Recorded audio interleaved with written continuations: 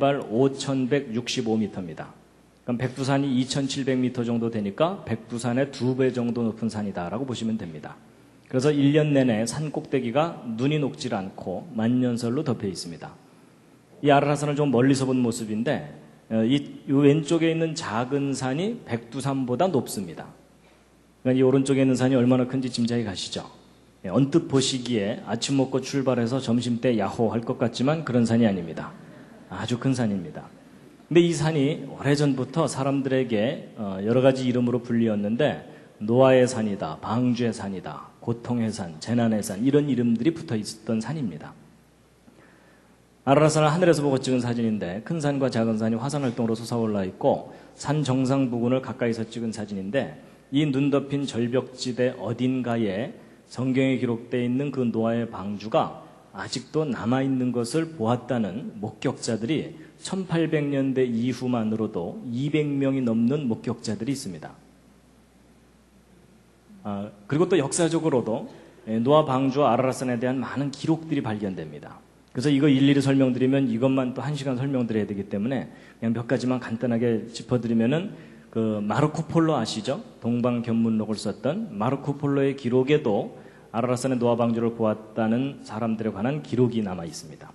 그리고 1883년엔 터키 위원회가 노아의 방주를 목격했다는 발표 보고서를 낸 적이 있었고 그 다음에 1900년대 초에는 조지 하고피안이라고 하는 아르메니아계 농부인데 어린 시절에 자기 삼촌을 따라서 아라라산에 올라가서 노아 방주를 보았을 뿐만 아니라 자기 삼촌의 도움을 받아서 방주 위에 지붕을 왔다 갔다 걸어보기까지 했었다고 합니다. 근데 어렸을 때 보았던 그 방주의 모습을 화가의 도움을 받아서 자세하게 스케치한 그림이라고 합니다. 그래서 요 위에 쪼로록 나 있는 것이 환기 창문일 것이라고 여겨지는 구조물이라고 여겨지고 있고요. 그리고 이제 1916년에는 지금 현재 러시아 말고 소련 전에 러시아가 있었는데 제정 러시아라고 하죠. 그때 러시아 정교회가 있었는데 기독교 관련 그 종교입니다. 그래서 마지막 황제인 니콜라이 2세도 성경을 믿었던 사람인데 그 아라라산에 노아 방주가 남아있다는 목격했다는 그 보고를 받고 군인 2개 중대를 파견해서 노아 방주를 찾게 했었다고 합니다. 근데 그들이 올라가서 노아 방주를 이제 발견했는데 그 조사를 다 끝내고 그 조사한 내용을 황제에게 전달했는데 그 와중에 러시아 혁명이 나면서 황제 일가족은 나중에 다 처형이 됩니다. 근데 이제 그때 한두 사람이 목격했던 사건이 아니라 여러 사람들이 함께 갔던 일이라서 그 이야기들이 사람들에게 이제 전달됐고 후대 사람들이 그 내용을 조사를 해가지고 책을 펴낸 자료가 여러 권이 있습니다. 그 다음에 이제 2차 세계대전 때는 미군 조종사들이 아라라산을 지나가다가 노아 방주를 목격한 일이 여러 차례 있어서 그것이 이제 잡지에 게재되기도 했었고요. 그리고 이제 1955년도에는 페란드 나바로는 프랑스 사람인데 자기 아들과 함께 옛날 구식 카메라를 들고 아라라산에 올라가서 4,000m 이상 되는 높은 곳에서 빙하 갈라진 죄송합니다. 제가 기침이 가끔 나오니까 양해해 주시면 감사하겠습니다.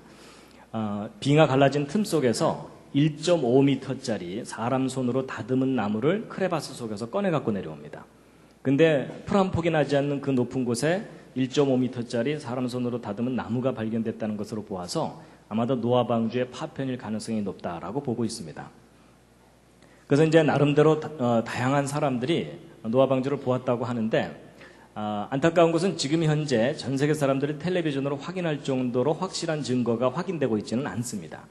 그렇다고 해서 이제 이 사람들의 목격담을 다 거짓이라고 할 수 없는 이유 중에 하나는 나름대로 보았다고 하는 노아 방주의 외형적인 모습이나 또 그것이 놓연 지형적인 특징에 관한 진술이 서로 일치하는 것으로 보아서 아라라산의 노아 방주가 남아있을 가능성이 높다라고 보고 있습니다.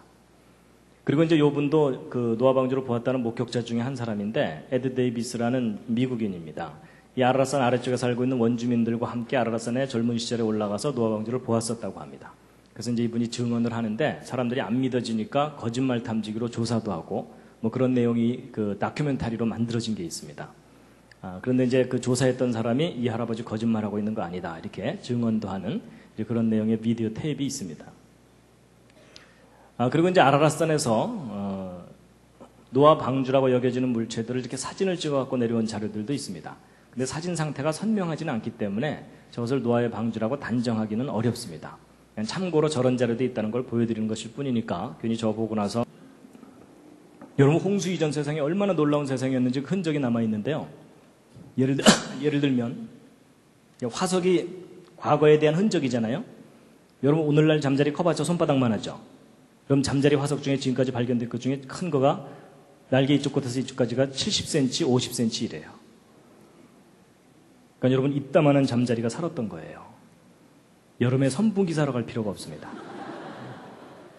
이거 더 마리 잡아다가 매달아 놓으면 얘가 하루 종일 다음날 얘야 딴 거 잡아와라 쟤 지쳤다 뭐 이러면은 여러분 비록 단편적인 거지만 과거에 대한 흔적이에요. 분명히 하나님이 처음 만든 세상 정말 기가 막힌 세상이었습니다. 그리고 여러분 이런 거 하나 갈비탕 끓이면 한 달 영업할 수 있습니다.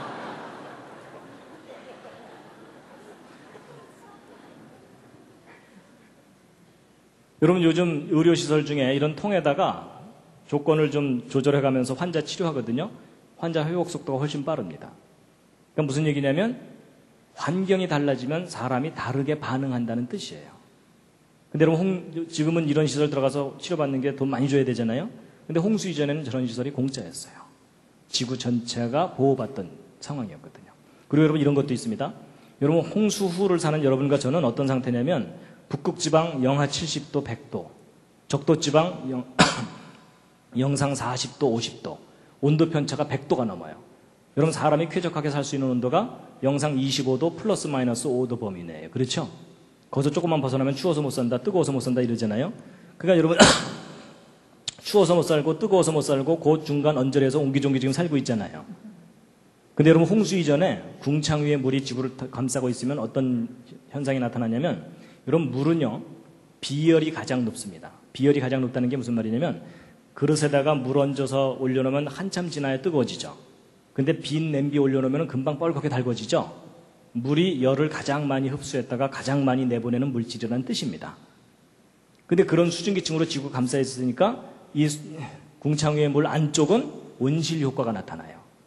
그러면 이 북극과 적도 지방의 온도 편차가 50도 이내로 줄어들 수도 있어요. 그럼 그게 무슨 얘기냐면은 이 시베리아 지금 얼어붙은 이 땅들이 홍수 이전에는 낙원이었다 그 뜻입니다. 그러면 여러분 이 지구는요 1000억이 살아도 행복하게 살 수 있는 그런 환경이었던 거예요. 그런데 지구를 보호하고 있던 이 궁창 위의 물이 홍수 40일 동안 대부분이 쏟아져 내리는 바람에 다시 안 올라간 거예요. 그래서 홍수 이후는 벌거숭이 지구가 돼버린 겁니다. 이해가 되시죠? 자, 이제 마지막으로 간단한 거 하나 말씀드리고 이제 마칠 텐데요. 여러분 홍수 끝나고 나서 아라라산이 여기입니다. 아라라산이 여기인데 하나님께서 곧바로 전 세계로 흩어지라 그랬는데 흩어지는 척 하다가 여기 옹기종기 모여서 사고 친 게 무슨 사건입니까? 저게 바벨탑 사건입니다. 여러분 저 사건 때문에 지금 여러분과 제가 심히 고생하고 있는 거 아시죠? 그놈의 영어 때문에. 그렇죠?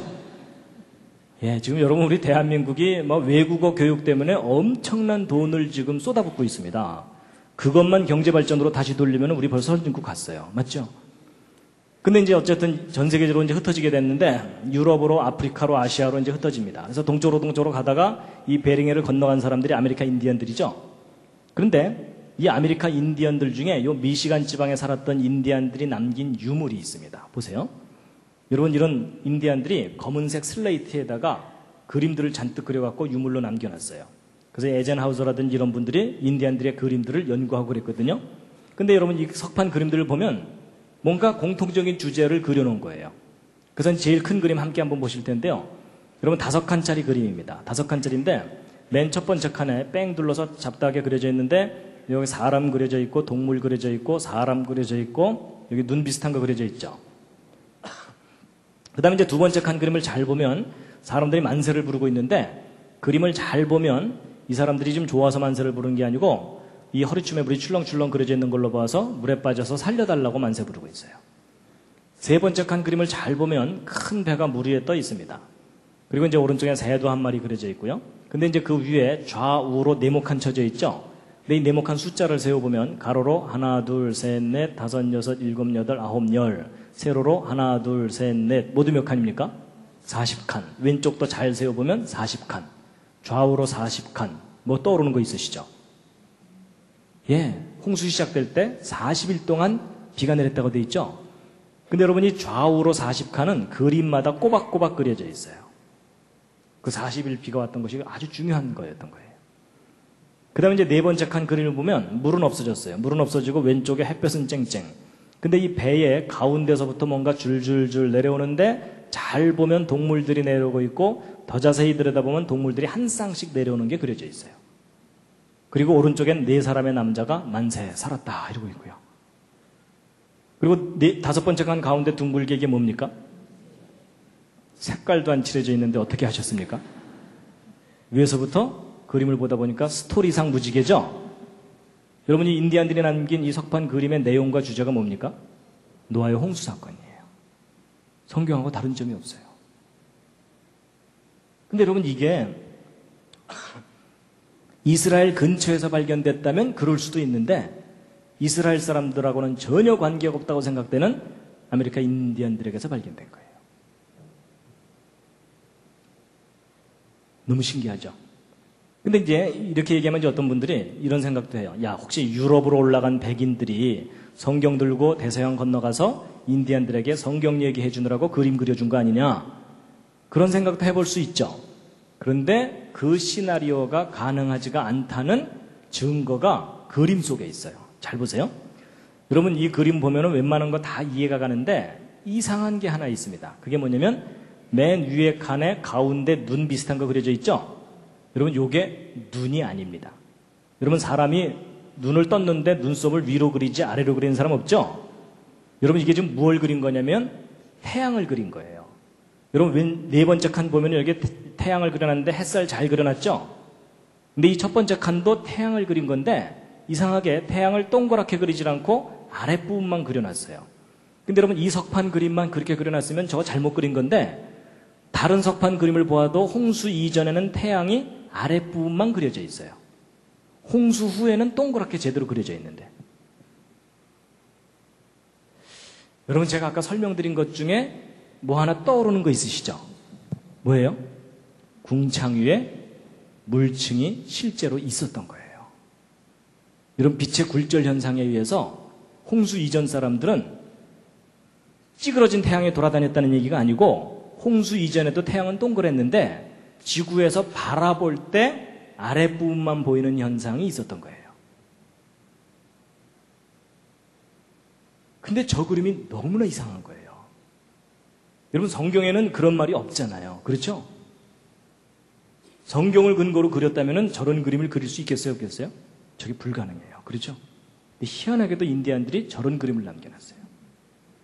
그렇다는 얘기는 이 인디안들이 백인들한테 성경 건네받고 그린 그림이 아니란 얘기예요. 그럼 이게 뭐냐면 이 인디안들도 노아의 후손들이라는 거예요. 진정한 기적은 증명할 수 없습니다. 그렇죠? 예. 그래서 여러분 기적 증명해봐, 믿게 이러는 사람을 만나면 또 잘 돌봐줘야 돼요.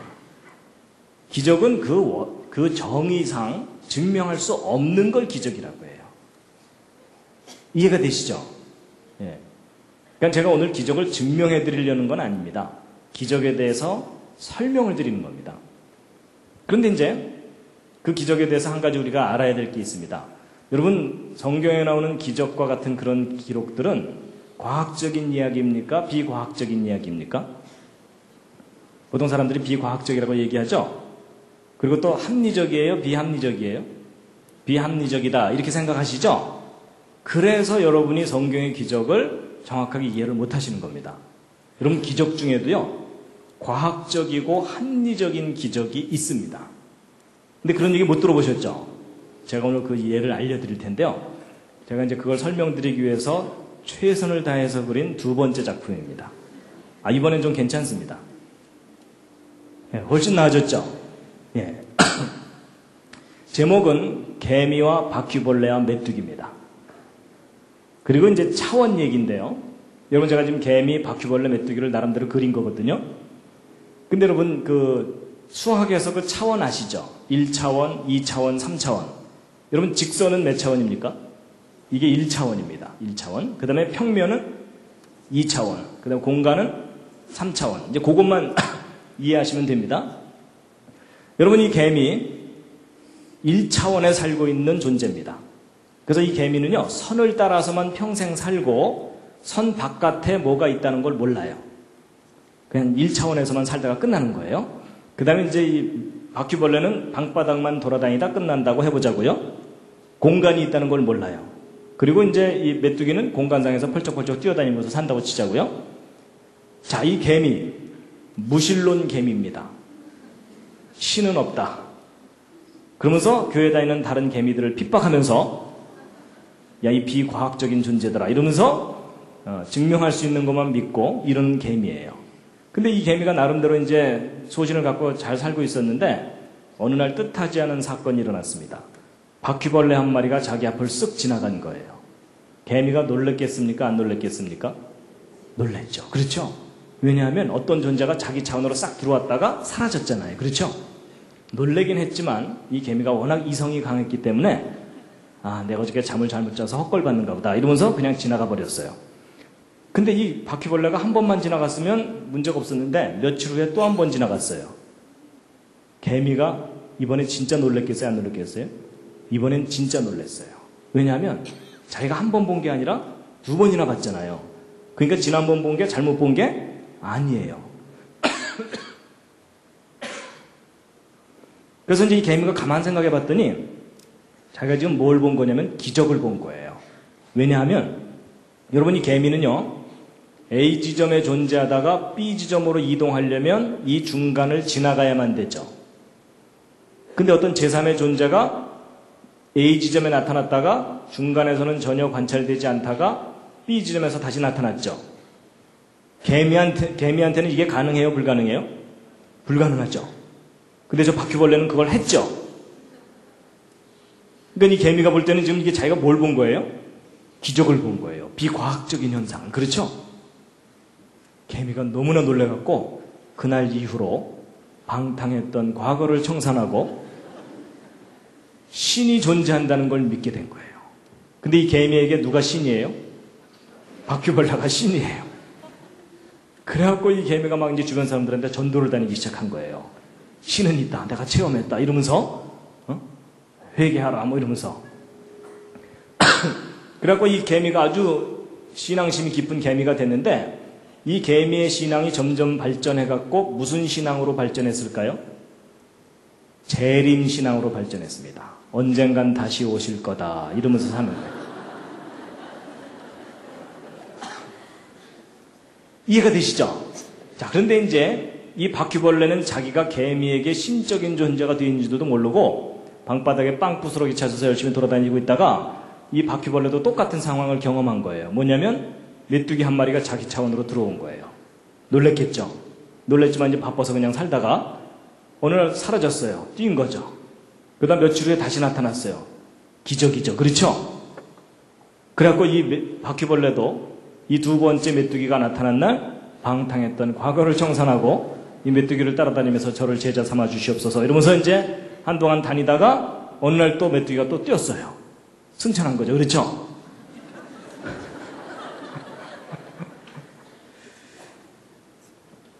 그래갖고 이 바퀴벌레도 점점점 신앙이 발전해서 무슨 신앙으로 발전했겠어요?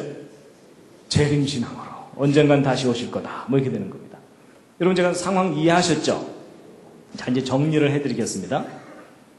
여러분, 이 메뚜기 입장에서 보면 이 개미가 바퀴벌레를 신으로 모시고 살고 있는 걸 보면 웃겨요? 안 웃겨요? 웃겨요. 그렇죠? 왜냐하면 이 메뚜기가 볼 때는 이거 다 그냥 상식적인 일이잖아요. 그렇죠? 근데 이 개미는 진지해요? 안 진지해요? 진지하다 못해 엄숙해요. 그렇죠? 그래서 이 개미는 그분의 이름을 함부로 부르지 말아라. 뭐 이러면서 그러니까 여러분, 이 메뚜기가 볼 때는 모든 게 상식적이고 과학적인 일인데 이 개미가 볼 때는 다 비과학적이고 비상식적이고 다 기적이에요. 여러분, 위 차원에서 아래 차원을 보면 다 그냥 상식이에요. 근데 아래 차원에서 위 차원을 볼 때는 다 기적이에요. 근데 제가 왜 이런 말씀을 드리냐면요. 여러분과 제가 이 개미나 바퀴벌레 같은 상황일 수 있다는 얘기입니다. 여러분과 저는 지금 현재 몇 차원을 살고 있냐면 3차원을 살고 있습니다. 그렇죠? 그래서 공간상에서는 얼마든지 휘젓고 살아요. 그렇죠? 네, 비행기 타고 왔다 갔다 하기도 하고 가끔 한 잔 들어가면 다 나와 뭐 이러면서 살잖아요. 그런데 여러분과 제가 뛰어넘지 못하는 차원이 적어도 하나 이상 있습니다. 우리가 잘 알고 있는 그 하나의 차원이 뭐냐면 시간이에요. 시간. 그래서 여러분과 저는요. 지금 현재 같은 시간에서 함께 살아가고 있습니다. 그렇죠? 그래서 여러분 지난주에 뵀으니까 이번 주에도 또 만났잖아요. 그렇죠? 여러분 중에 혹시 옆에 있는 사람이 밉다고 야, 너 좀 뒤로 좀 쳐져서 올래? 뭐 이럴 수가 없잖아요. 세상이 싫다고 나 먼저 갈게 이러면서 자기가 시간을 앞서갈 수도 없죠? 여러분과 저는 늘 같은 시간을 같이 가고 있어요. 근데 만약에 우리 차원을 뛰어넘는 어떤 존재가 우리 과거에도 나타났었다가 현재에 나타나서 함께 지내다가 그러다가 나중에 다시 올게 이러면서 먼 훗날 다시 나타날 수도 있겠죠. 근데 우리가 그런 현상을 보면 다 뭐예요? 기적이에요. 그렇죠? 근데 그 위차원에서 보면은 뭐겠어요? 과학적이고 합리적인 일이라는 거죠. 근데 여러분 제가 지금 설명드린 이 내용이 성경에 똑같은 형태로 나와요. 어디에 나오냐면 여러분 요한복음 8장에 여러분 예수님께서 이스라엘 사람들하고 얘기하다가 이스라엘 사람들한테 돌 맞을 뻔한 적이 여러 번 있어요. 근데 그 중에 하나가 바로 이제 이 부분입니다. 함께 한번 읽어보시겠습니다. 시작.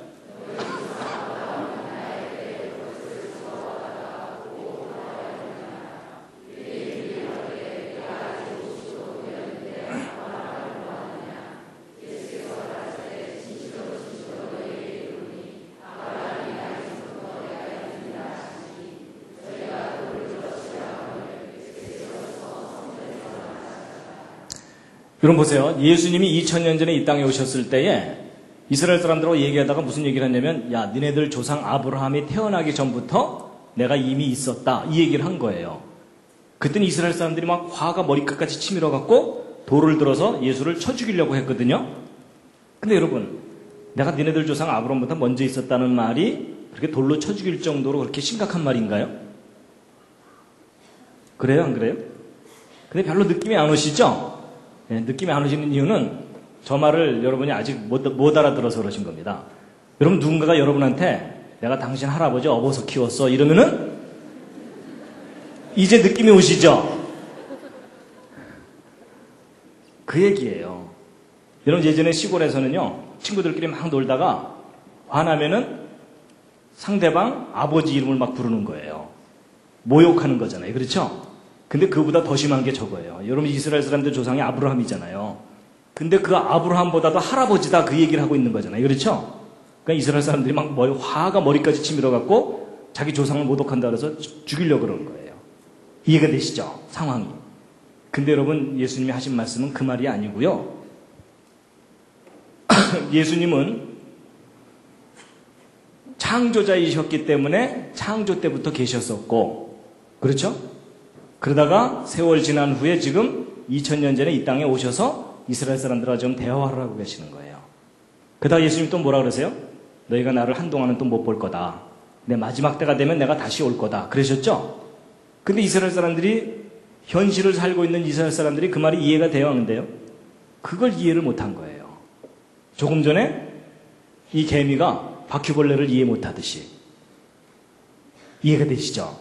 진짜 메시지만 받아들이고 그것을 주야로 묵상한다고 되어 있죠. 묵상이라는 게 뭐냐면 자기 마음속에 그게 있어야 꺼내서 묵상을 하죠. 그렇죠? 그 말씀이 그 속에 들어있는 사람. 그 사람이 진짜 복 있는 사람이라는 거예요. 왜냐하면 영생을 갖게 되거든요. 그래서 요한복음 8장 51절 함께 읽으시겠습니다. 시작. 진실로 진실로 너희에게 이르노니 사람이 내 말을 지키면 죽음을 영원히 보지 아니하리라. 여러분 저 말씀을 믿으십니까? 하여튼 저는 믿기로 했어요. 아 그거구나. 그래서 저는 예수 그리스도께서 우리에게 하신 그 말씀이 천국의 열쇠다. 저는 그렇게 생각합니다. 오 하나님 그 말씀을 저에게 주셔서 감사합니다. 노아의 가족 8명의 후손입니다. 그렇죠? 홍수 이전 사람들은 다 죽었으니까. 그러면 이제 결국은 문제가 노아의 가족 8명으로부터 어떻게 흑인종, 백인종, 황인종이 나올 수 있느냐, 이걸 우리가 좀 이해를 해야 됩니다. 그렇죠? 그래서 인종은 되게 크게 나눠서 백인종, 흑인종, 황인종, 그리고 이제 호주 사람들이 좀 특이하거든요. 그래서 이제 크게 이제 4그룹으로 이렇게 분류를 하는데요. 이건 좀 단순 무식하게 분류하는 거고, 좀 더 세밀하게는 뭐 복잡하게 막 분류를 합니다. 근데 어쨌든 우리는 이제 가장 기본적으로 어떻게 흑인종, 백인종, 황인종 이런 것이, 이런 인종이 한 조상으로부터 나올 수 있느냐, 이건 이제 풀어야 되는데요. 분명히 성경에서는 대홍수 이후에 그 8명의 생존자들로부터 땅의 모든 백성이 그 후손으로 이어져 내려간 거다, 이렇게 되어 있습니다. 여러분, 인종은 상당히 다양합니다. 그렇게 단순하게 흑인, 백인, 황인으로 분류되지는 않습니다. 예.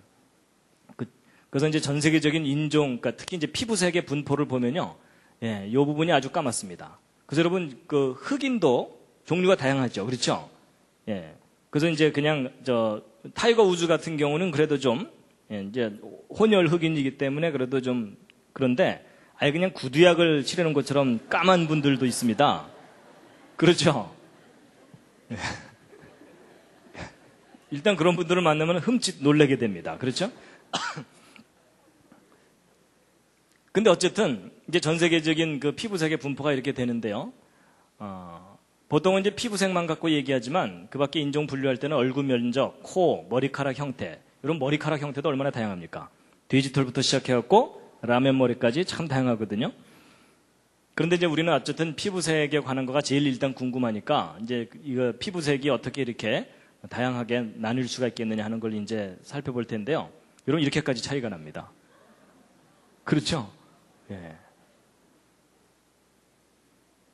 근데 성경에 의하면 이제 아라라산에서 내려온 사람들이 여기 옹기종기 모여 살다가 바벨탑 사건을 일으키고 그로 인해서 이제 본격적으로 흩어지게 되었고 이제 크게 이렇게 인종이 나눠서 살게 된 거다라는 건데요. 이 대홍수 때 이제 8명 살아남았죠? 예. 그랬을 때 이제 어떻게 8명으로부터 다양한 후손이 나올 수 있느냐 하는 건데요. 여러분, 이것은 유전의 법칙을 조금만 이해하면 그렇게 어렵지는 않습니다. 여러분 보시면요. 이제 사람이 태어날 때는 아버지의 정자와 어머니의 난자가 결합이 돼서 이렇게 사람이 태어나게 됩니다. 그래서 이제 우리가 태어날 때는 항상 유전자라는 것을 부모로부터 물려받고 태어나게 되죠. 그래서 여러분 그 사람의 피부색을 결정하는 색소가 멜라닌 색소죠. 그렇죠? 예. 근데 이제 여러분 아시겠지만은 우성, 열성 이런 거 있죠? 그래서 그 멜라닌 색소를 여러분 백인들이 멜라닌 색소가 있을까요? 없을까요? 백인들도 있습니다. 여러분 모든 사람은 피부층 중에 멜라닌 색소층이 있습니다. 멜라닌 그 색소를 품고 있는 세포층이 있거든요. 그런데 이제 그 멜라닌 색소를 많이 만들어낼 수 있는 유전 정보를 우성이라고 하고 멜라닌 색소를 조금밖에 만들어내지 못하는 걸 열성 정보라고 하자고요. 그래서 이제 남자와 여자가 결혼을 해서 자식을 이제 낳게 되는데, 자 보세요. 여러분 예를 들어 순수한 흑인 여자와 순수한 백인 남자, 하여튼 순수한 흑인과 순수한 백인이 결혼을 하게 되면 이제 자식을 낳게 될 텐데요. 여러분 사람의 일반적인 몸에 있는 세포는 체세포라 그래가지고 유전 정보가 이제 이런 식으로 들어있는데 그 생식세포, 정자와 난자 같은 것들은 요 앞에서 하나, 뒤에서 하나의 조합으로 갖고 있게 됩니다. 근데 뭐 이 경우는 이제 앞에 하나, 뒤에 하나 이렇게 조합을 해봤자 다 똑같으니까 우성만 이렇게 갖고 있는 난자가 만들어지겠죠. 그 다음에 이제 이 남자는 이제 열성 정보만 갖고 있기 때문에 열성 정보만 들어있는 정자를 만들어낼 거예요. 그렇죠? 그래서 이제 여러분 순수한 흑인과 순수한 백인이 결혼해서 자식을 낳으면 어떤 색깔의 아이가 나올까요? 옆에 있는 분과 한번 상의해 보시기 바랍니다.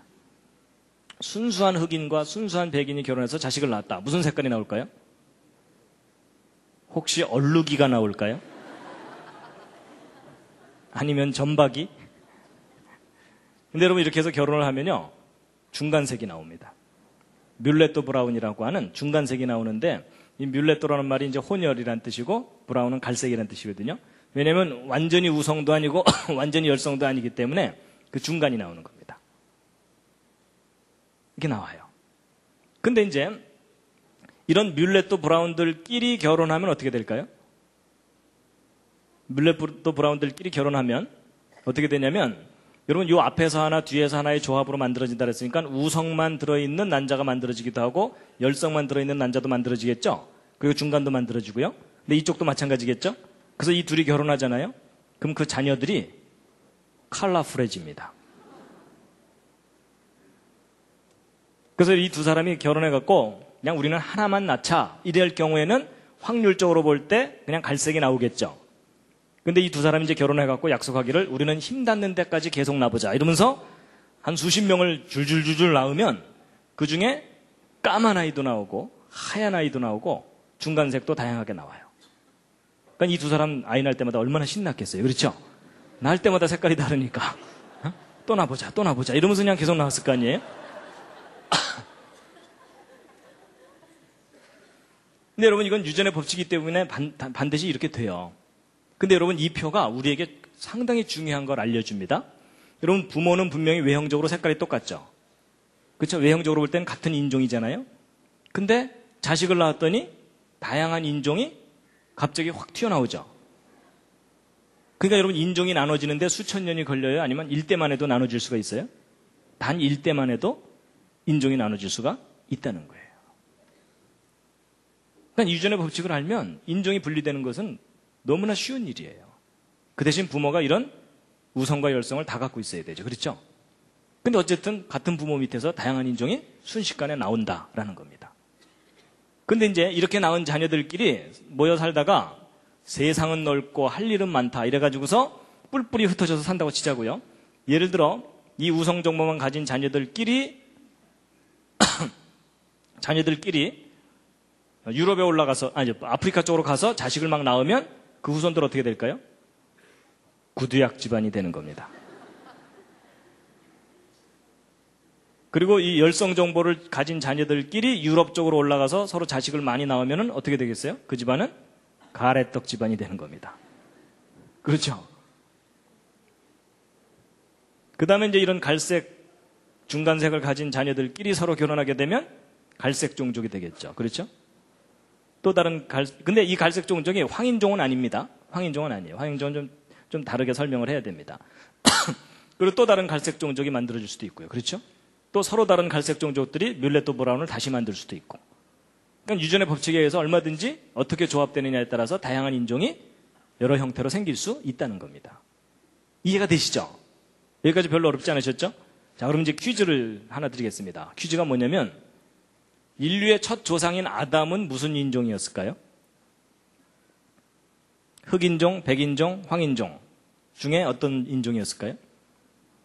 옆에 있는 분과 한번 또 상의해 보시기 바랍니다. 도움이 별로 안 되시더라도 상의를 좀 해주시기 바랍니다.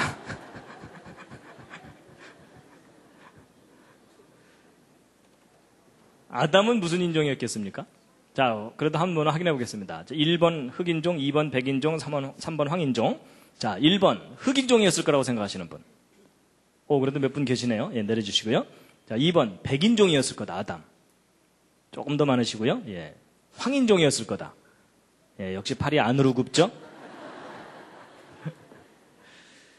여러분 한번 원리로 따져보면요. 여러분, 예를 들어 아담이 흑인이면 아담 그대로 복제한 게 하와죠? 그럼 그 후손 다 까매야 되죠?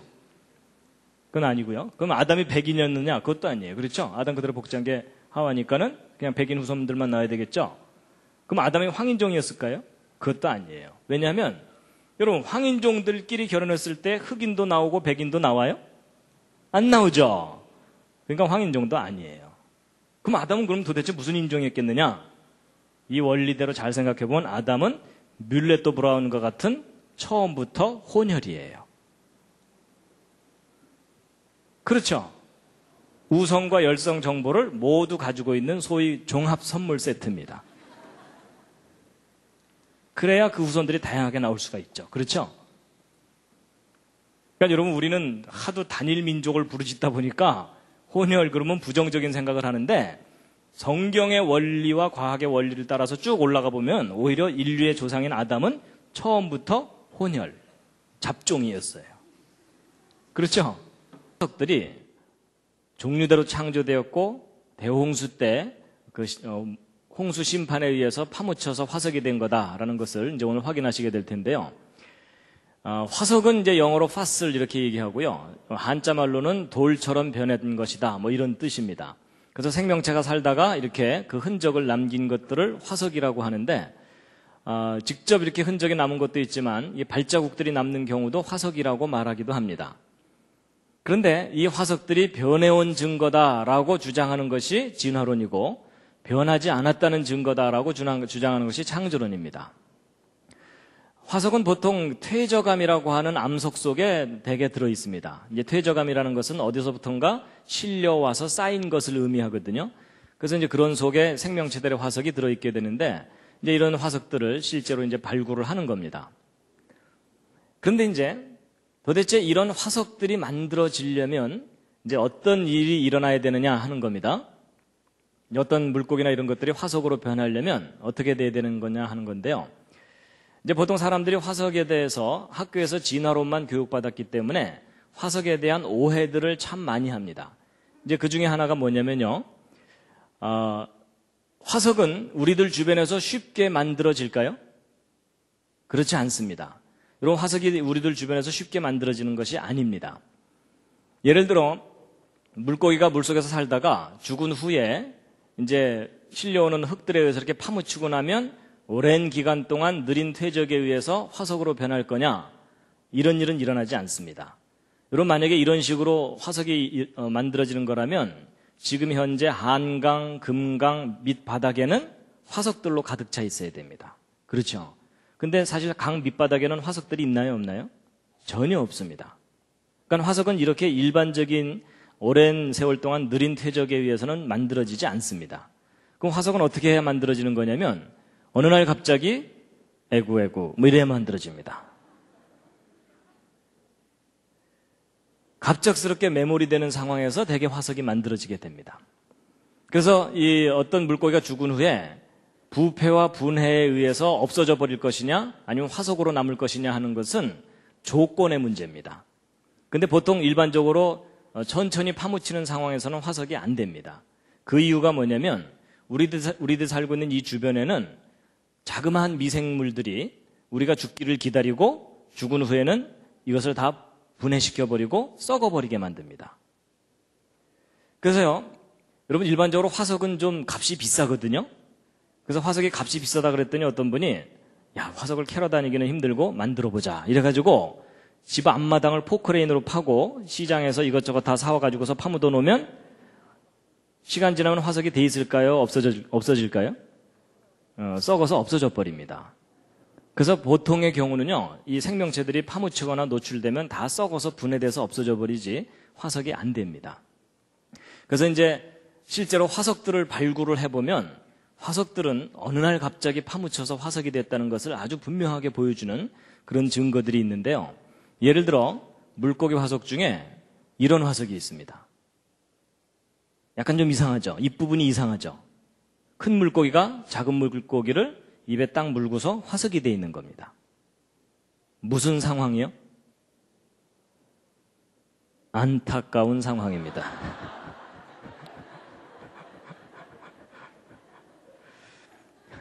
이 딱 물고서 삼키지는 못하고 그냥 죽었으니 얼마나 안타까운 상황입니까? 그런데 이거 참 신기하다 이렇게만 생각하실 게 아니고 어떻게 하면 저런 장면으로 화석이 남을 수 있을까를 한번 생각해 보시기 바랍니다. 여러분, 얘가 정상적인 상태에서 작은 물고기를 딱 물고 갑자기 심장마비로 죽었다 하더라도 다른 생명체들이 이 물고기를 뜯어먹어 버리지 그게 화석으로 남을 가능성은 거의 없습니다. 그러면 어떻게 하면 저런 장면으로 화석이 남을 수 있겠느냐? 갑자기 파묻혀야 됩니다. 그러니까 이걸 딱 물고서 삼킬 겨를도 없이 그냥 꽉 눌려갖고 화석이 돼야만 가능하다는 거죠. 그래서 화석들은 갑자기 파묻혀서 화석이 됐다는 것을 분명하게 보여주는데 이런 화석들이요, 뭐 세계적으로 딱 하나만 있는 게 아니고 조금 드물긴 하지만 여러 개가 발견이 됩니다. 보세요, 이 황당한 표정. 근데 이제 지금까지 것들은 좀 안타까운 상황인데 비교적 행복한 상황도 있습니다. 얘는 그래도 먹고 죽은 거예요. 그렇죠? 그래서 웃고 있잖아요. 근데 여러분, 이 뱃속에 있는 것이 분해되지 않은 상태로 화석이 돼 있어요. 그건 갑자기 매몰돼서 화석이 돼야만 가능하다는 이야기입니다. 그리고 이 몽골 지방에서 발견된 공룡 화석인데요. 이 왼쪽에 있는 육식 공룡이 오른쪽에 있는 초식 공룡의 앞다리를 물고서 화석이 되어 있는 장면입니다. 이것도 갑자기 파묻혀야만 저런 상황이 벌어질 수 있다라는 겁니다. 그리고 이제 공룡 화석이 발견됐는데 심장의 그 위치와 그 흔적이 남아있을 정도로 화석이 되어 있는 겁니다. 보통은 이 뼈 같은 것은 오랫동안 보존될 수 있지만 살이나 내장 같은 것들은 아주 쉽게 상해하고 분해되어 버리기 때문에 여간에서 오랜 세월 동안 느리게 화석이 된 거라면 그런 흔적이 남아있을 수가 없습니다. 근데 이렇게 심장의 그 위치와 그 흔적이 식별이 될 정도로 남아있다는 얘기는 갑자기 매몰돼서 빠르게 화석이 됐다는 것을 강하게 뒷받침해 줍니다. 그리고 이것은 이제 익룡인데요. 익티오사우루스라고 하는 건데 지금 새끼가 뒤에 하나 이렇게 붙어 있는데 이게 지금 어미의 뒤를 따라서 헤엄치고 있는 것이 아니라 새끼를 조기 분만한 형태라고 보고 있습니다. 그래서 어미가 갑작스럽게 죽을 상황이 되면 이 생명을 어떻게 해서든 살리려고 조기 분만을 하는 그런 경우가 있다고 하거든요. 그래서 이 장면은 그런 장면이라고 좀 분석을 하고 있습니다. 북쪽 섬에 타라웨라라는 화산이 폭발했습니다. 1886년에. 그래서 이제 폭발 후의 모습인데요. 이 화산 폭발 때 화산재들이 쏟아져 나오고 그래가지고 그 주변에 있던 마을을 덮쳐가지고 그 원주민들의 가옥이 막 절반 이상 화산재에 파묻히고 이제 이래가지고 여기는 지금 현재 관광지로 이제 그 개발이 돼 있는 상태인데 근데 이 화산 폭발 때 선교원 하나가 이제 완전히 화산 폭발로 파괴가 됐어요. 그래갖고 이제 여기 살던 사람들도 다 떠났죠. 그런데 30년도 안 돼서 이 선교원 지역을 다시 조사를 해보다가 뭘 발견했냐면 모자가 화석이 돼 있는 걸 발견한 겁니다. 30년도 안 돼서. 그리고 남겨두고 간 햄덩어리가 화석이 됐어요. 몇 년 만에요? 30년도 안 돼서. 우리는 저게 수만 년 걸려야 화석이 되는 줄 알았는데 몇십 년 만에 화석이 된 겁니다. 햄 관리 잘 하시기 바랍니다. 그리고 이제 영국 요크 지방 서쪽 21km 된 곳에 이상한 우물이 하나 있어요. 이 우물은 이제 이 우물에서 물이 뚝뚝뚝 떨어지는데 여기다가 뭔가를 매달아 놓기만 하면 다 화석이 되는 겁니다. 그래서 곰인형 같은 거를 매달아 놓으면 반년도 안 돼서 완전히 돌덩어리로 변하는 겁니다. 왜냐하면 이제 여기서 떨어지는 이 물들이 광물질을 포함하고 있기 때문에 이 광물질들이 아주 빠르게 침투해 들어가서 돌덩어리를 만들어 버리는 겁니다. 근데 저렇게 화석으로 변하는데 몇 년, 몇십 년이 걸리는 게 아니고 1년도 안 돼서 화석이 돼 버리는 겁니다. 그래서 말 안 듣는 분들은 여기다 매달아 놓으면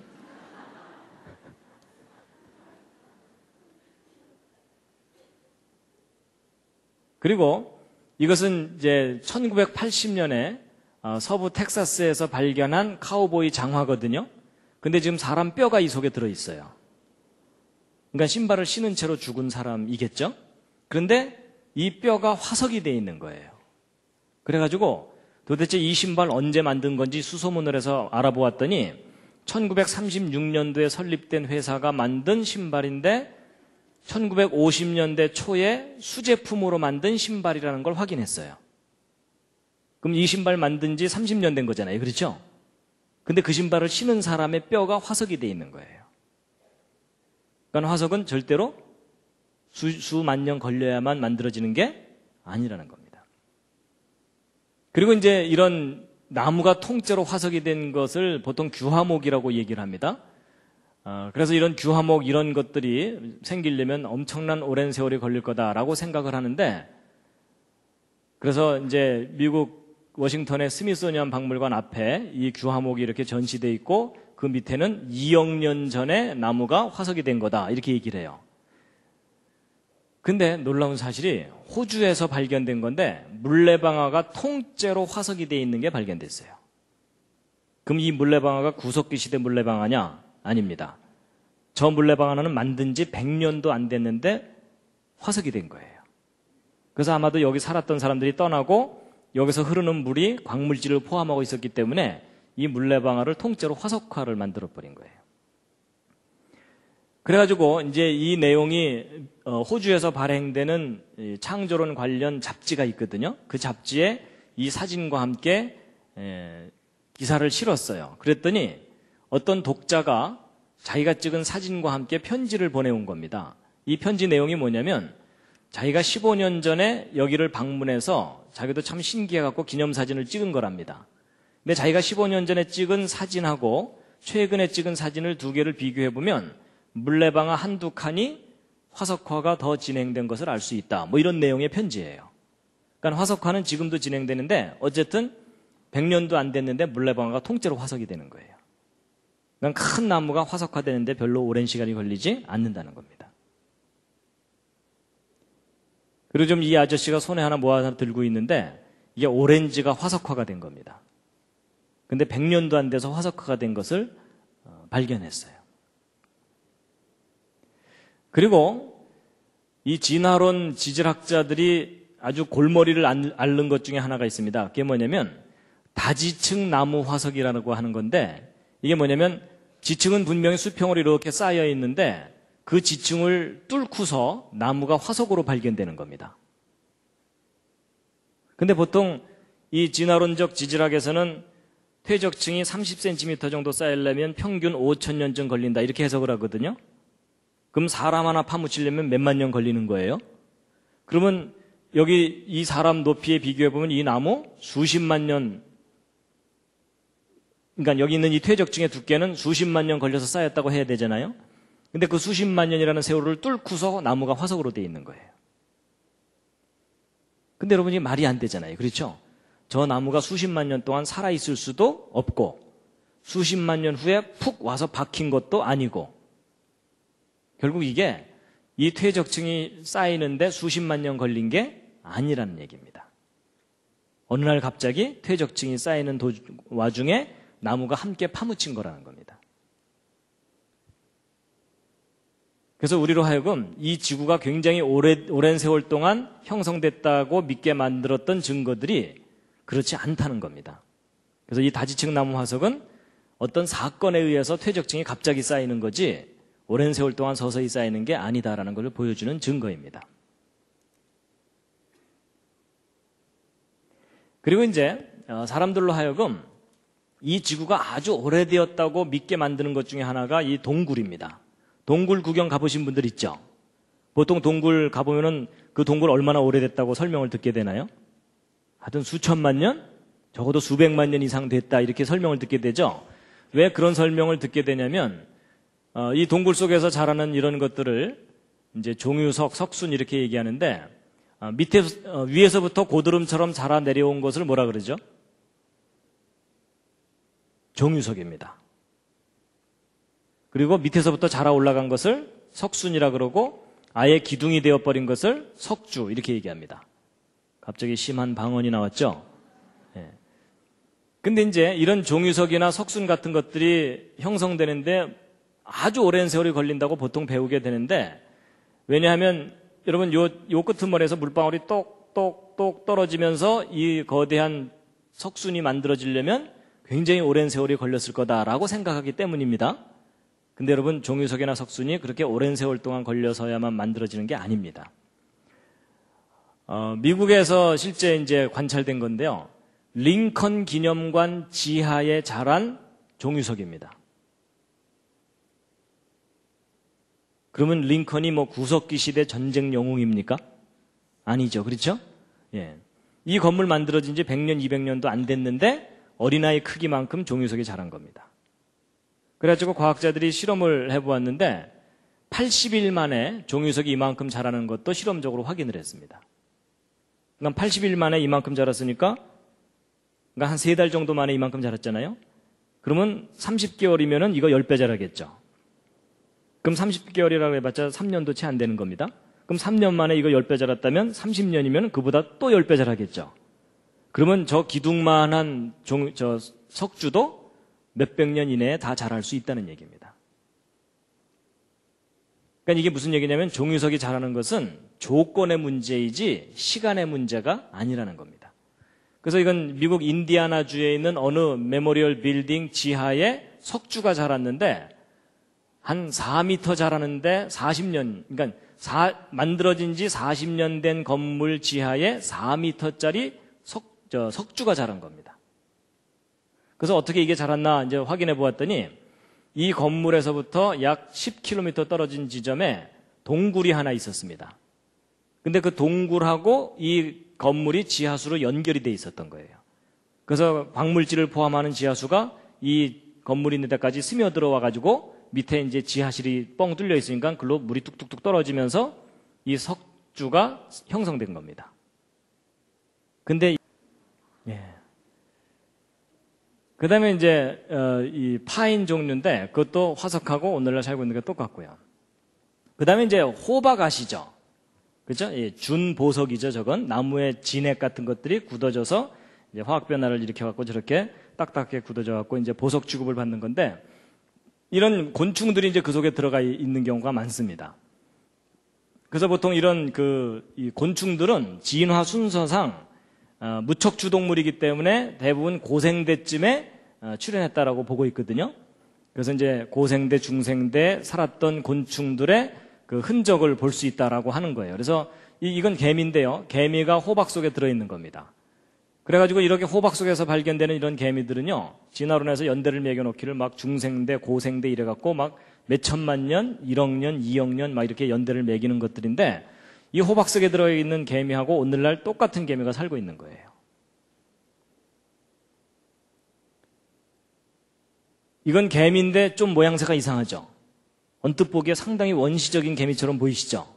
요게 머리 부분이고 요게 이제 뒷부분인데 그래서 이제 이게 카리브해 쪽하고 도미니카 이쪽에서 발견되는 호박 속에 들어있는 아주 특이하게 생긴 개미입니다. 그래서 이름도 이렇게 붙여놨거든요. 읽기도 힘든데. 근데 이게 오늘날 살고 있는 게 발견됐어요. 그러니까 얘가 화석으로 이렇게 호박 속에서 화석으로 발견되면 수억 년이에요. 근데 여러분 얘가 고집도 세지 어떻게 진화를 안 했을까요?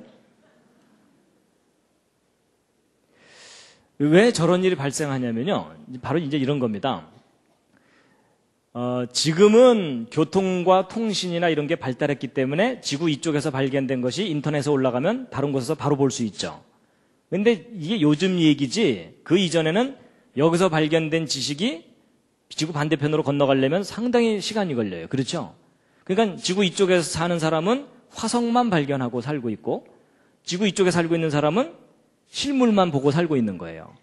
그러니까 이쪽에서 화석만 발견한 사람들은 참 모양도 희한한 것이 참 원시적이네 이러면서 살고 있었던 거예요. 근데 나중에 이제 지구 반대편에서 실물이 살고 있는 것을 확인해 봤더니 그놈이 그놈이에요. 그러니까 전혀 변하지 않았고 일단 진화가 안 됐어요. 그렇죠? 그리고 똑같은 종류가 그대로 살고 있고 그러니까 지식이 충분하지 않았을 때에 오해를 했었던 겁니다. 그래서 호박 속에 들어있는 곤충하고 지금 살고 있는 것하고 비교를 해보면 날개 무늬까지 똑같아요. 부채벌레목에 해당되는 이런 것들도 호박 속에서 이렇게 발견되는데 오늘날 똑같은 게 늠름하게 이렇게 살고 있고 그래서 이 독일 학자 중에 한 분인 요아킴 쉐븐이라는 이분은요 평생 동안 뭐만 연구하시냐면 똑같아 이것만 연구하세요. 그래서 사람들한테 알려주는 거예요. 화석이나 오늘날 살고 있는 거나 똑같다는 거예요. 변한 것도 하나도 없고 처음 창조하신 모습 그대로다. 대벌레라는 것도 있습니다. 꼭 나뭇가지처럼 생겨갖고 그 곤충이 아닌 것처럼 보이다가 갑자기 움직이는 뭐 그런 거거든요. 예. 이 대벌레라는 곤충도 호박 속에 그대로 발견되고 나방도 그대로 발견되고 나방은 나방이고 나비는 나비고 벌은 벌이고 바퀴벌레도요. 화석으로도 그냥 바퀴벌레예요. 그 다음에 이제 스코르피언 플라이라 그래서 이 꼬리에 그 전갈 같은 꼬리를 갖고 있다 그래서 이제 붙여진 이름인데 화석이나 오늘날 살고 있는 거나 그냥 똑같아요. 모기도. 벼룩도요. 벼룩 화석도 발견됩니다. 거미도. 잠자리도. 그 다음에 이건 올챙이 새우라 그래가지고요. 야, 그거 참 희한하게 생겼네. 올챙이처럼 생긴 새우다. 이래가지고 이거 처음 화석 발견됐을 때 2억 년 전에 살았었던 참 이상한 새우다. 이랬거든요. 근데 살고 있는 게 잡혔어요. 스웨덴, 헝가리. 실제 살고 있는 모습입니다, 이게. 그러니까 얘가 살아서 발견됐기에 망정이지 화석으로 발견됐으면 얘도 2억 년이 되는 거예요. 우리나라에서도 살고 있는 게 확인됐고요. 그 다음에 이건 민물새우인데요. 이 민물새우 화석은 화석으로 발견됐을 때는 막 고생대 페름기와 석탄기 암석 속에서 발견되는 2억 1,500만 년에서 3억 5천만 년 전에 살았던 새우다 뭐 이랬거든요. 근데 호주 남쪽에 태즈메니아 섬이라는 섬이 있는데 그 섬의 300m 높이의 산 개울에서 살고 있는 게 잡혔어요. 좀 더 숨어 있지. 잡혔어요. 뭐 새우도 가재도 게도 그냥 오늘날 살고 있는 거나 화석이나 똑같습니다. 다. 해마도요.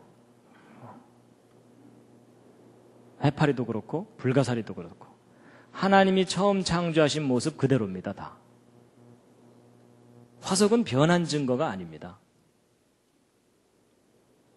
악어도 그렇고 투아타라라고 하는 것도 그렇고 뱀도 그렇고요. 박쥐도 똑같고 화석이나 오늘날 살고 있는 거나 그냥 다 박쥐예요. 그래서 이런 화석들은 오늘날의 생명체들과 모습이 많이 다른가 아니면 똑같은가? 같습니다. 변한 증거가 아닙니다. 자, 그 다음에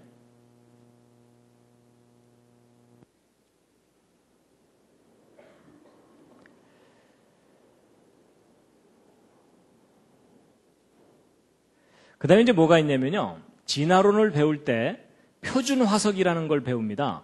표준 화석이라는 게 뭐냐면 지질시대, 그러니까 이건 다 진화론에서 얘기하는 건데 뭐 고생대, 중생대, 신생대라고 하는 그런 지질시대의 어느 일정한 시기에만 생존했던 생명체의 화석을 표준 화석이라고 합니다. 그래서 이 지질시대를 구별하는 표준 화석들이 있었다라고 진화론에서 얘기하거든요. 근데 정말 그런지를 이제 확인해 봐야 되는데 여러분 이제 진화론에서는 고생대, 중생대, 신생대라는 시절이 있었고 지난번에 제가 말씀드렸던 공룡 있죠? 공룡은 중생대 표준 화석입니다. 그래서 진화론에서는 공룡 화석 발견되면 그거 발견된 퇴적층은 다 무슨 시대? 중생대. 이렇게 얘기하는 겁니다. 그래서 이제 지난번에 이 공룡과 사람이 함께 살았다는 증거들을 다 보여드렸었기 때문에 이제 공룡 얘기는 오늘 안 할 거고요. 이 고생대 표준 화석이라고 하는 것들을 이제 확인시켜 드릴 텐데요. 고생대 표준 화석 중에 하나가 이제 바다나리 같은 겁니다. 여러분 이게 이제 바다나리 화석들이거든요. 어떤 분들은 이거 보고서 배추 화석이라고 끝까지 우기시는데 이게 이제 배추가 아니고 바다나리라고 하는 이 백합처럼 이렇게 펼쳐져 있는 이름은 나리인데 동물로 분류된다고 합니다. 그래서 이제 이런 화석들이 발견되면 와 이거 고생대에 살았던 바다나리 화석이다 이래가지고 막 2억 년, 3억 년 연대를 매겨놓은 박물관에 가면 그렇게 이제 연대 매겨놓은 화석입니다. 그런데 이 바다나리가 오늘날 살고 있는 것들이 다 확인됩니다.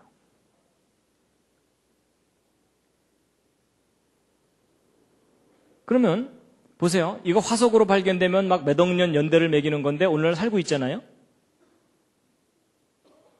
그러면 이게 정말 몇 억 년 전부터 살았었다면 지금도 이렇게 살고 있는 걸 보면 계속 살아왔다는 얘기죠. 그렇죠? 그러면 사실 이 바다나리가 지금부터 100만 년 전에도 화석이 될 수가 있고 1000만 년 전에 화석이 될 수도 있고 10,000년 전에 화석이 될 수도 있고 그렇잖아요. 근데 보통 이런 바다나리 화석이 발견되면은 대부분은 다 중생대, 고생대 이렇게 연대를 매기고 막 1억 년, 2억 년 연대를 매기는 겁니다. 근데 문제는 2억 년 전에 살았다고 하는 바다나리나 오늘날 살고 있는 바다나리나 그냥 바다나리예요. 그리고 이제 암모나이트도 마찬가지입니다. 이 암모나이트도 고생대 이제 이건 고생대의 바다 이러면서 상상도를 막 그린 것인데 이 암모나이트와 사촌쯤 되는 것이 앵무조개입니다. 근데 오늘날 앵무조개가 이렇게 살고 있는 게 잡혔어요. 그 다음에 이제 스트로마톨라이트라 그래서요. 이거는 이제 박테리아들이 우글우글 번식해가지고서 이게 덩어리져서 살고 있는 거거든요. 근데 그게 이제 화석이 된 겁니다. 그래서 이제 이 스트로마톨라이트라는 것은 특히 이 진화론에서 지구상에 산소를 공급해준 생명체다라고 특별하게 여기는 것입니다. 그래서 이런 것들이 화석으로 발견되면 막 몇 억 년이라는 연대를 매기는 화석이에요. 그런 생명체 화석인데 오늘날 살고 있는 것들이 발견됐어요. 카리브해 연안에 살고 있는 거예요. 여러분 이게 돌덩어리가 아니고요. 이 사이아노박테리아들이 이렇게 뭉쳐서 살고 있는 겁니다. 여러분 이건 타임머신이 아닙니다. 호주 서쪽에 상어만이라고 하는 곳에 가면 이렇게 우글우글 살고 있어요. 얘네들이 화석으로 발견되면 몇 억 년인 거예요. 그 다음에 이제 삼엽충도 고생대의 대표적인 표준화석들인데 그래서 이런 거 발견되면 막 몇 억 년 이렇게 연대를 매기는 건데 어느 삼엽충 한 마리의 기구한 운명을 소개해 드리겠습니다. 여러분 미국에서 발견된 발자국 화석인데 맨발자국이 아니라 샌달 자국입니다. 그러니까 샌달을 만들어 신을 정도의 지혜를 가진 인간이 살았다는 증거겠죠? 근데 이 샌달 자국 뒷부분에 뭔가 하나 밟혔는데 그거 확대해서 헤쳐보니까 삼엽충 한 마리가 지그시 깔려 있는 거예요. 그 다음에 이제 이건 삼엽충과 아주 유사한 어떤 생명체를 표본을 만들어 놓은 거거든요. 근데 이런 모든 증거들로 볼 때 삼엽충이 몇 억 년 전에 살았던 그런 표준화석이 아니라는 겁니다. 그러니까 이제 보세요. 그동안 진화론에서 표준화석이라고 했던 생명체들이 그 시대에만 살았던 게 아니라 지금도 살고 있어요. 그렇죠? 그러면 이런 생명체들은 어떤 시대를 결정하는 화석들이 아닌 거예요. 더군다나 몇 억 년 전에 살았다고 하는 생명체나 오늘날 살고 있는 생명체나 모양이 똑같아요. 그럼 진화했다는 증거입니까? 진화하지 않았다는 증거입니까? 진화하지 않았다는 증거입니다. 그리고 근본적으로 몇 억 년 전에 살았다고 하는 말이 거짓입니다. 그리고 이제 특히 이제 많은 사람들에게 진화를 믿도록 만들었던 결정적인 역할을 하는 화석들이 몇 가지가 있어요. 이제 그 중에 하나가 바로 이 실러켄스 화석입니다. 여러분 이 실러켄스 화석은 진화론에서 얘기할 때 6,500만 년 전에 살았던 양서류의 조상이 되는 물고기다라고 많이 사람들에게 얘기했었고 지금도 그렇게 주장하고 있는 생명체거든요. 근데 이제 얘가 왜 양서류의 조상이라고 그렇게 이해되었냐면 여러분 그 어류가 양서류로 진화를 하려면 지느러미가 다리로 변해야 되죠. 물 바깥으로 나와야 되니까. 근데 지느러미가 다리로만 변해야 되는 게 아니고 여러분 물속에 들어있다가 물 바깥으로 나오면 몸무게가 갑자기 무겁게 느껴지는 거 혹시 아세요? 수영장에서 물속에 들어있다가 바깥으로 나오면 몸이 무겁게 느껴지죠? 왜냐면 물은 부력이 있기 때문에 몸을 가볍게 해주는 성질이 있거든요. 근데 물 바깥으로 나오면 몸무게가 확 늘어나기 때문에 자기 체중을 유지하기 위해서 지느러미가 다리로만 변해야 되는 게 아니라 그 속에 뼈가 생겨야 돼요. 그런데 이 실러켄스 물고기 화석을 발견해 놓고 나서 조사해 봤더니 이 앞지느러미 쪽에 뼈가 들어있는 거예요. 아, 이 물고기는 어류인데 양서류로 진화하려고 물속에서 열심히 걷는 연습을 해갖고 속에 뼈가 생기는 건가 보다. 이렇게 설명을 하니까 진화의 증거처럼 여겨지잖아요. 그렇죠? 그래서 그런 식으로 지금도 학교에서 설명하고 양서류의 조상 물고기다 이러면서 진화의 증거로 설명을 했거든요. 그런데 잡혔어요.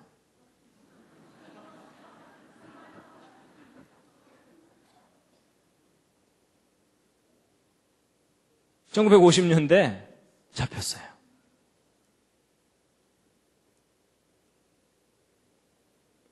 근데 놀랍게도 6,500만 년 전에 살았다고 하는 모습 그대로. 일단 진화한 거예요, 안 한 거예요? 진화한 증거가 전혀 없는 거예요. 그렇죠? 그래서 처음에는 이쪽에서만 잡히다가요, 이 아프리카 동쪽에서만 잡히다가 요즘은 이제 인도네시아 쪽에서도 잡혀요. 근데 화석하고 똑같아요. 전혀 진화의 증거가 아니에요. 그러니까 아주 이게 웃기는 게 뭐냐면요. 이 유럽에 있는 학자들은 진화론을 너무 믿었기 때문에 이런 거 화석 발견하고 나서 이게 6,500만 년 전에 살았던 양서류의 조상이야 이러고 있었거든요. 근데 그와 똑같은 시간에 아프리카 쪽에서는 원주민이 오늘도 한 마리 잡았어 이러면서 먹고 살고 있는 거예요.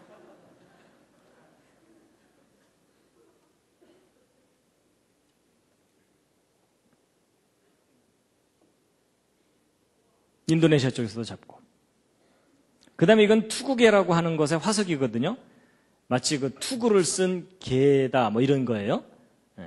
영어로는 호스슈 크랩이라고 해서 말편자같이 생긴 개다 이렇게 얘기를 합니다.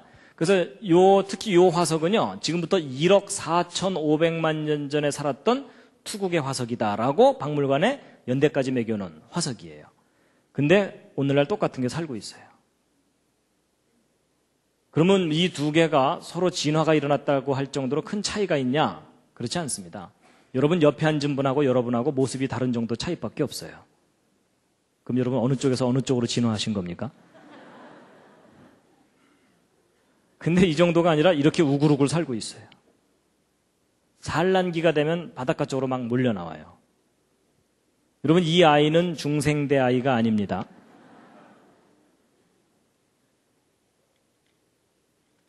막 이렇게 우글우글 살고 있어요.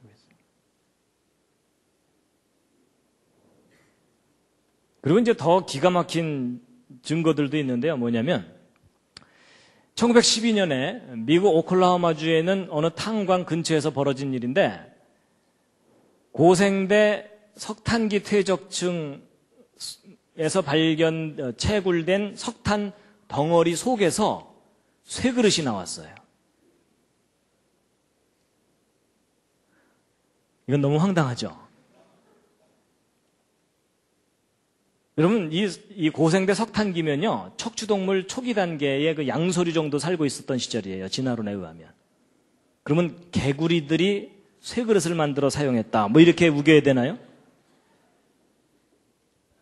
그래가지고 이 석탄 덩어리에서 이 쇠그릇이 나왔는데 적어도 쇠그릇을 만들 정도면은 지능이 뛰어난 인간이 존재했다는 뜻이에요. 맞죠? 그래갖고 이제 이게 도저히 사람들이 안 믿을 것 같으니까 그거 발견한 사람들이 진술서를 쓴 거예요. 요거 그대로 이제 번역한 게 이겁니다. 1912년도에 석탄 덩어리 한 개를 큰 쇠망치로 깨트렸어요. 근데 이 쇠단지가 석탄 조각에 자국을 남기면서 떨어져 나온 거예요. 그래서 이거 도대체 어떻게 된 건가 추적해 보았더니 그 근처 오클라호마 광산에서부터 나온 것임을 발견한 거예요. 어떻게 고생대 석탄 속에서 쇠그릇이 나올 수 있냐는 거죠. 그래서 이런 걸 뭐라 그러냐면 영어로는 out of place artifact인데 이게 무슨 뜻이냐면 여러분 이런 쇠그릇은 인간만이 만들 수 있잖아요. 그렇죠? 근데 진화론에 의하면 인간은 신생대 끄트머리쯤 출현한 거거든요. 그러니까 사실 이런 쇠그릇은 신생대 끄트머리 퇴적층에서만 발견돼야 돼요. 맞죠? 근데 얘가 여기서 발견되지 않고 여기서 발견됐으니까 제자리에서 발견된 게 아니라 딴 자리에서 발견된 거잖아요. 그렇죠? 그래서 이제 이렇게 out of place라는 이런 표현을 해가지고서 이제 말하는 겁니다. 그러니까 쉽게 얘기하면 제정신 나간 물건이다. 그 뜻입니다. 진화론대로라면 여기서 발견돼야 되는데 왜 여기서 발견됐냐 이거죠. 근데 여러분 저런 증거는 딱 하나만 발견돼도 진화론의 기본 틀이 다 무너져 버립니다. 맞죠? 그런가 하면 중생대 백악기, 공룡 살았다고 하는 시대의 퇴적층 속에서 망치가 발견되고요. 1934년에 미국 텍사스주의 런던이라는 지역에서 발견된 겁니다. 이 망치가 발견된 퇴적층이 바로 이 퇴적층이거든요. 약간 붉은색의 이 석회암 퇴적층인데 거기서 망치가 발견된 거예요. 처음 발견됐을 때의 모습이 이거고 이걸 탁 깨트렸더니 망치가 들어있는 거예요. 그래서 이 부분이 쇳덩어리고 여기가 자루가 끼어져 있는. 그러면 공룡들이 망치를 만들어서 서로 싸웠다 뭐 이래야 되나요? 그것도 아닌 겁니다. 근본적으로 이렇게 고생대, 중생대, 신생대라는 시대를 매겨놓은 이 자체가 근본적으로 잘못됐다는 뜻입니다. 그러면 이제 이런 증거가 나오면요, 사람들은 의심을 하게 되거든요. 누군가가 조작한 거 아니냐, 이럴 수 있죠. 그래가지고서 이제 이 망치 일부분을 떼어내서 성분 분석을 해봤는데요.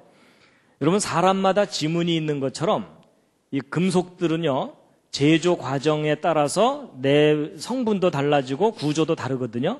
그래서 그 구조와 성분을 분석해 보면 이 쇳덩어리는 어떤 방법으로 만들어진 거다라고 추정할 수가 있습니다.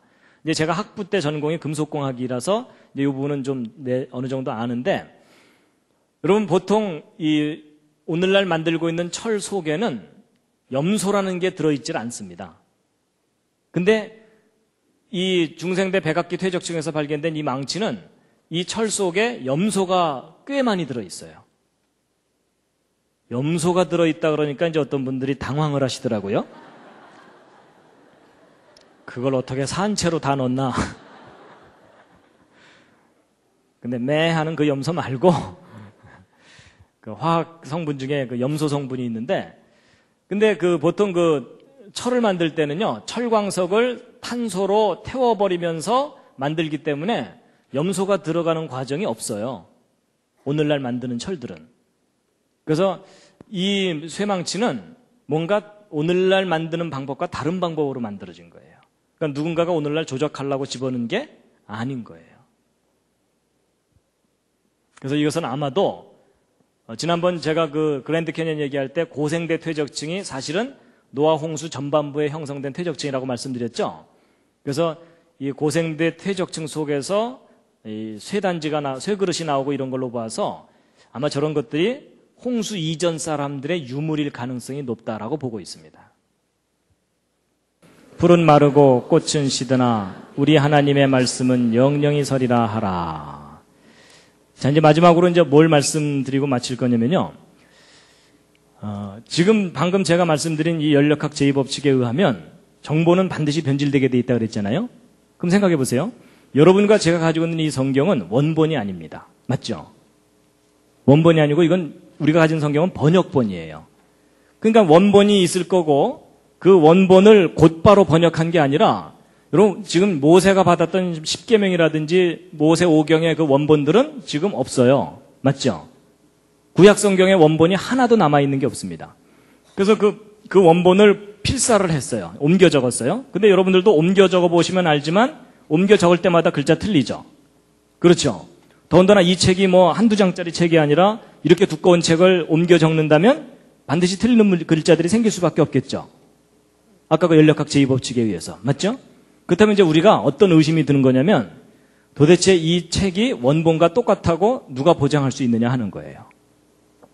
그렇죠? 원본이 남아있으면 원본과 대조해보면 틀린 데를 알 수 있겠는데 그나마 원본도 없어요. 그래서 여러분 이 성경이 오랫동안 심각한 도전을 받았습니다. 어떻게 이것을 정확하게 믿을 수 있느냐는 거예요. 그러니까 예를 들어 예수 그리스도를 믿어야만 구원을 얻는다 하고 여러분과 제가 그렇게 알고 있잖아요. 근데 만약에 성경 원본에 예수 그리스도를 믿어도 구원을 받는다 이렇게 만약에 돼 있다면 우리가 그동안 얼마나 그것 때문에 치고받고 싸우고 서로 죽이고 그랬어요. 그렇죠? 근데 성경 원본이 없기 때문에 성경이 정말 정확한 기록인지 확신할 수가 없었던 거예요. 그래서 오랫동안 성경이 그런 나왔었는데 여러분 안심하시기 바랍니다. 우리가 가진 성경 정말 믿을 만한 책인데요. 이제 원본이 없는 상태에서 도대체 우리가 가지고 있는 이 사본들이 믿을 만한 거냐라는 것을 검증하는 과학적인 방법이 있는데요. 이제 그걸 고서검증법이라고 합니다. 우리가 가지고 있는 사본이 얼마나 원본과 똑같은지 이제 검증을 하는 건데 몇 가지 기준이 있습니다. 그게 뭐냐면 사본들 간의 오차가 적을수록 믿을만하고 사본들의 숫자가 많을수록 믿을만하고 원본과의 연대차가 적은 사본일수록 믿을만하다라는 어떤 객관적인 기준들을 가지고 이제 성경의 사본들을 이제 조사를 한 건데 사본 간의 오차가 적을수록 믿을만하다는 건 무슨 말이냐면 똑같은 내용에 대한 사본들이 여러 개가 있는데 그들 사이에 오차가 적을수록 이 사본들은 믿을만한 거죠. 이건 뭐 쉬운 얘기입니다. 두 번째, 같은 내용을 가진 사본들이 많을수록 믿을만합니다. 왜냐하면 사본이 딱 하나만 있으면 비교해 볼 게 없기 때문에 그게 정확한 원본과 똑같은지 알 길이 없잖아요. 그렇죠? 그래서 이제 믿을만하고, 세 번째는 맨 첫 번 원본이 있고 그걸 복사한 것들이 필사한 것들이 연대마다 이렇게 있을 텐데 원본과 가장 가까운 사본이 가장 변질이 안 됐겠죠. 그래서 바로 이제 이런 관점을 가지고 우리가 가지고 있는 사본이 얼마나 정확한지를 검증을 해봤는데 예를 들어 이제 먼저 신약 사본을 말씀드리면요. 여러분 이제 신약 성경만 얘기하면 비교할 게 없기 때문에 일리아드라 그래서 그 서양 사람들이 서양의 지식인들이 성경 다음으로 많이 애송하고 암송하고 뭐 이랬던 고전인데 이 일리아드하고 신약 성경을 둘을 비교해 드리면 사본 간의 오차. 여러분 신약 성경 0.5% 있습니다. 여러분 성경에 오차가 없다는 오류가 없다는 것은 원본에 오류가 없다는 얘기지 사본들 사이에는 오류가 있습니다. 그러니까 0.5%라고 하면은 200분의 1이에요. 그러니까 쉽게 얘기하면 200글자당 한 글자 정도다라고 생각하시면 됩니다. 근데 일리아드는 5%니까 20분의 1이에요. 그러니까 20글자당 한 글자 정도 쉽게 얘기하면. 근데 어쨌든 신약 성경이 일리아드보다 10배 정도 믿을 만해요. 그다음에 이제 사본 숫자 신약 성경 2만 권 이상 발견됐고요. 일리아드는 600여 권이 있어요. 그래서 사본 숫자만 비교해 보아도 40배 정도 신약 성경의 숫자가 훨씬 많으니까 믿을 만합니다. 그다음에 이제 최초의 사본하고 원본과의 연대 차이. 그러니까 지금 현재로 따지면 가장 오래된 사본하고 원본하고의 연대 차이인데 적게는 25년, 많게는 80년 정도 차이죠. 그러니까 평균 한 50년 정도의 차이가 나는 오래된 사본을 가지고 있어요. 신약 성경에 대해서. 근데 일리아드는 원본이 BC 900년인데 최초 사본이 BC 400년이니까 500년 정도 차이죠. 그래가지고서 이 사본들 연대 차이가 신약 성경이 10분의 1 정도로 적어요. 그래서 이제 이건 좀 단순 무식하긴 하지만 어쨌든 이것을 이제 계산을 해보면 신약 성경이 일리아드보다 한 4,000배쯤 믿을 만하다 할 정도로 사본이 잘 보존되어 있는 거예요. 정확하게. 근데 여러분 아무래도 0.5% 오차가 있다는 거가 좀 꺼림직하시죠? 근데 여러분 저거에 너무 신경 쓰지 마시기 바랍니다. 저 오차가 어떤 오차냐면 별로 중요하지 않은 오차입니다. 예를 들어 예수께서 가라사대 이렇게 해야 되는데 예수께서 가라사디 뭐 이렇게 썼다거나 이런 거예요. 그러니까 문맥을 잘못 이해할 정도의 오차가 있는 게 아니고 아주 단순한 오차들이 저 0.5% 오차의 대부분이에요. 그러니까 그런 것 그리고 또 신약 성경 중에 24,000권은 예수께서 가라사대 이렇게 돼 있는데 한 600여 권만 예수께서 가라사디 이렇게 돼 있는 경우예요. 그러니까 오차를 얼마든지 교정할 수가 있는 그런 오차들이 대부분이기 때문에 이런 관점으로 볼 때 신약 성경이 지금까지 어떤 고전보다도 가장 완벽하게 보존되어 있다라는 겁니다. 자, 근데 이제 문제는 신약 성경의 문제가 아니라 이제 구약 성경의 문제입니다. 여러분 신약 성경의 근거가 되는 게 구약 성경이죠. 그러면 구약 성경이 많이 틀리면 신약 성경이 아무리 완벽해도 그 틀린 것을 근거로 해서 신약 성경을 쓴 거기 때문에 문제가 심각합니다. 그래서 이제 구약 성경이 과연 이제 얼마나 완벽하게 보존됐을까 이걸 검증을 해보았는데요. 구약 성경의 경우는 모세 오경이 BC 1400년경에 쓰여졌고 구약 성경 중에 제일 마지막 책인 말라기가 BC 400년경에 쓰여졌기 때문에 대략 1000년 기간 동안에 이제 그 책들이 구약 성경 책들의 원본이 쓰여졌습니다. 그런데 얼마 전까지 현대인들이 갖고 있던 구약 성경 사본 중에 가장 믿을만하다고 했던 사본이 마소레 텍스트라 그래서 보통 맛소라 사본 이러는데 이게 맛있는 소라다 이런 뜻이 아닙니다. 이 마소레 텍스트라고 하는 건데 이게 AD 900년경 기록된 겁니다. 근데 이제 문제가 뭐냐면 말라기하고만 비교해 보아도 1300년이나 차이가 나요. 그렇죠? 그럼 1300년 동안 얼마나 많이 변질됐는지 검증할 길이 없잖아요. 그렇죠? 그래갖고 구약 성경이 오랫동안 그 진리성에 대해서 의심을 받았었어요. 이게 변질되지 않은 게 맞느냐. 그랬는데 20세기 최대의 고고학적 발견이라고 할 만한 사건이 있는데 그게 뭐냐면 사해사본이 발견된 겁니다. 사해사본인데 여러분 이스라엘에 가면은 여기에 사해가 있습니다. 예루살렘 그 근처에 이 사해가 있는데 이 사해는 이제 소금기가 하도 많아서 사람이 이게 둥둥 뜬다 그러죠. 예. 근데 이 사해 근처에 동굴들이 많아요. 동굴들이 많은데 이 동굴 지역에서 발견된 사본입니다. 그래가지고 이제 맨 이 사해 사본이 처음 발견된 때가 언제냐면 1947년도인데 바로 요 동굴입니다. 이 사해 사본을 발견하게 된 그 배경이 이렇습니다.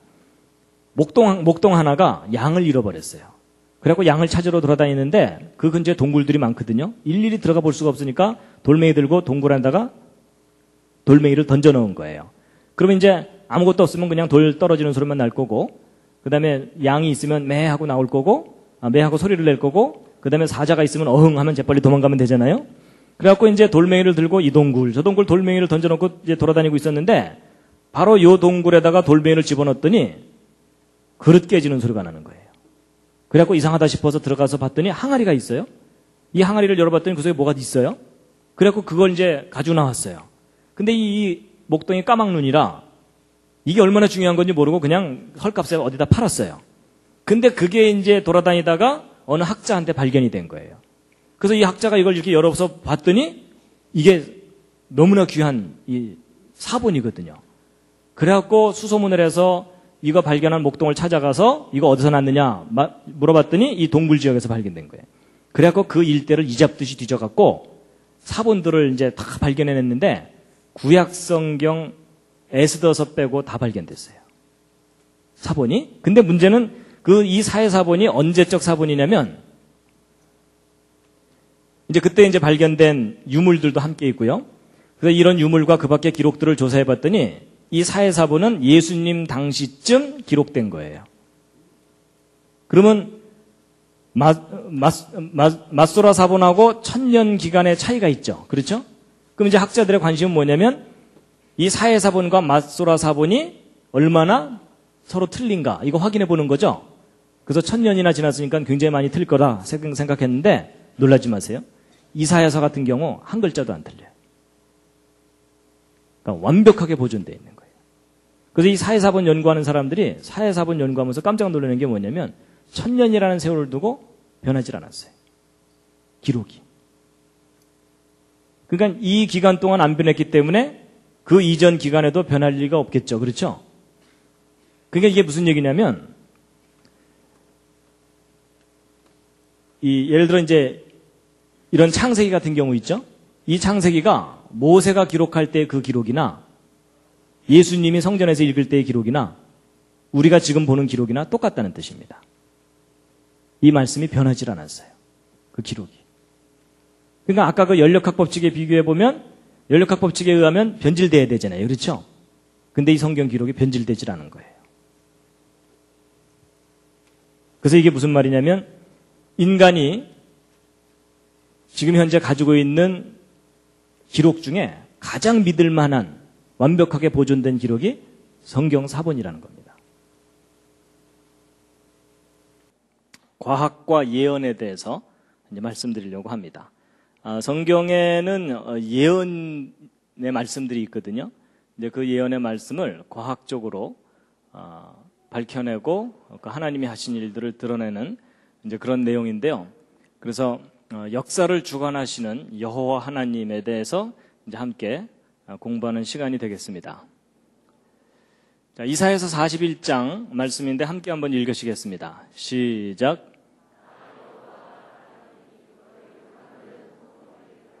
야곱의 왕이 말하노니 너희는 확실한 증거를 보이라.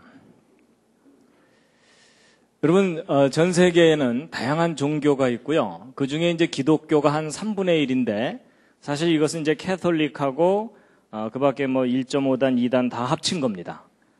그래서 이제, 정말, 천국에서 함께 만나게 될 사람들은 전 세계 인구 중에 그리 많지 않습니다. 이제 오늘 아주 근본적이고 중요한 두 가지 질문에 대해서 함께 이제 생각해 볼 텐데요. 첫 번째 질문은 왜 여호와 하나님만이 유일한 신이신가 하는 겁니다. 이미 오늘 여기 오신 분들은 그렇게 믿고 계실 겁니다. 그렇죠? 그런데 이제 내가 그렇게 믿고 있지만 당신이 믿는 근거가 뭐냐 이렇게 물어보면 대답하기가 쉽지가 않습니다. 그렇죠? 예.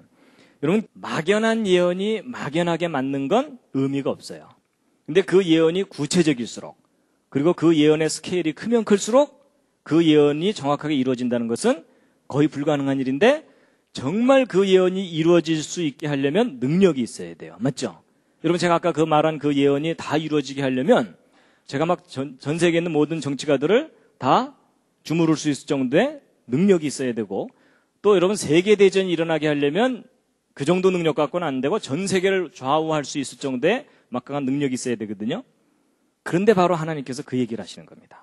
너희들에게 그런 능력이 있으면 그 증거를 갖고 와봐라. 그럼 너희가 진짜 신인 줄을 내가 인정하겠는데 너희는 그러지 못하는데 나는 그 일을 한다 라고 말씀하시는 겁니다. 그러니까 여러분 여호와 하나님이 유일한 신이라는 객관적인 증거는 예언과 역사입니다. 그래서 여러분 예를 들어 하나님께서 어떤 예언자를 통해서 미래에 이러이러한 종류의 사건들이 정확하게 이때 일어날 거다라고 예언을 하셨어요. 근데 이제 역사가 흘러가면서 이제 사건이 뻥뻥 터질 때마다 사람들은 막 긴장을 하면서 정신없이 지나가요. 근데 지나고 난 다음에 역사를 싹 정리해놓고 예언도 싹 정리해놓고 난 다음에 그 둘을 쫙 비교해봤더니 정확하게 맞더라. 그럼 결론이 뭡니까? 오 마이 갓. 이렇게 된다는 겁니다. 이해가 되시죠? 예, 바로 이제 오늘 이 얘기를 이제 할 건데요. 근데 여러분 성경에 기록되어 있는 예언이 역사 속에서 정확하게 맞았는지를 확인을 하려면 가장 기본적인 연구가 뭐냐면 연대기 연구라는 겁니다. 좀 골치 아프지만 이 연대기 연구라는 게 뭐냐면 역사 속의 어떤 사건들에 대한 정확한 연대를 밝혀내는 일입니다. 그게 정확하게 돼 있어야만 예언이 제대로 맞았는지 확인할 수가 있거든요. 근데 이게 결코 쉬운 일이 아닙니다.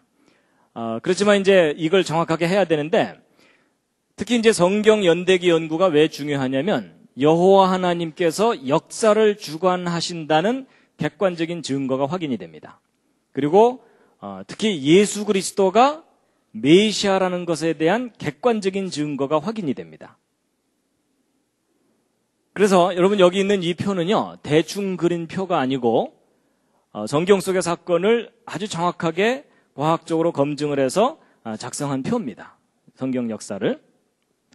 그리고 이제 특히 그 사울, 다윗, 솔로몬 이후에 그 분열왕국 시대의 연대도 이렇게 다 정리를 한 건데요. 여러분 보통 그 성경 읽다가 그 열왕기서나 이런 거 읽다가 남유다왕 몇 년에 북이스라엘왕 몇 년 뭐 이런 식으로 막 나오면은 거의 성경 덮어버리고 싶으시죠. 그렇죠? 그래서 여러분 이런 표 옆에다가 딱 놓고서 성경을 읽으면 성경이 훨씬 머릿속에 잘 그려집니다. 나중에 기회가 되면 잘 만들어진 거 보내드리겠습니다. 그래서 여러분 이 연대기 연구가 제대로 반듯하게 돼 있지 않으면 역사도 예언도 그냥 제멋대로 자기 엿장수 마음대로 해석을 하게 돼 있는데 연대기 연구가 반듯하게 제대로 돼 있으면 역사와 예언을 정확하게 해석하고 이해할 수가 있게 됩니다.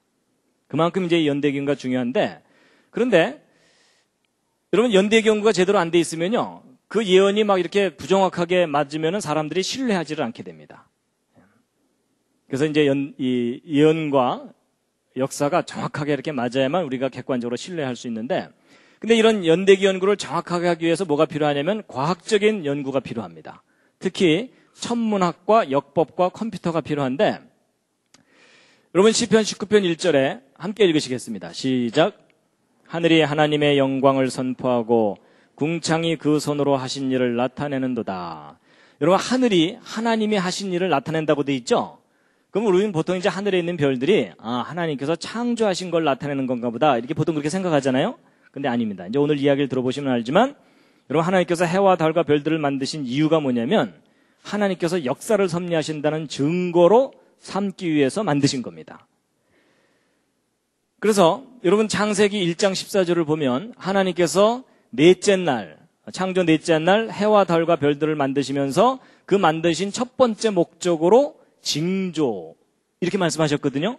그래서 하나님께서 역사 속에서 어떤 특별한 사건을 일으키실 때 하늘에 징조를 두셔가지고 사람들로 하여금 미리 알게 하거나 하나님이 하신 일이라는 것을 알게 하셨습니다. 그게 이제 해와 달과 별들을 만드신 첫 번째 목적입니다. 그래서요 예레미야서 31장을 보면은 조금 이해하기 좀 어렵지만 중요한 말씀이 나오는데요. 함께 한번 읽으시겠습니다. 시작. 나 여호와는 해를 낮의 빛으로 주었고 달과 별들을 밤의 빛으로 규정하였고 바다를 격동시켜 그 파도로 소리치게 하나니 내 이름은 만군의 여호와니라 내가 말하노라. 이 규정이 내 앞에서 패할진대 이스라엘 자손도 내 앞에서 패함을 입어 영영이 나라가 되지 못하리라. 자 여러분 이 말이 이 말씀이 무슨 뜻이냐면요.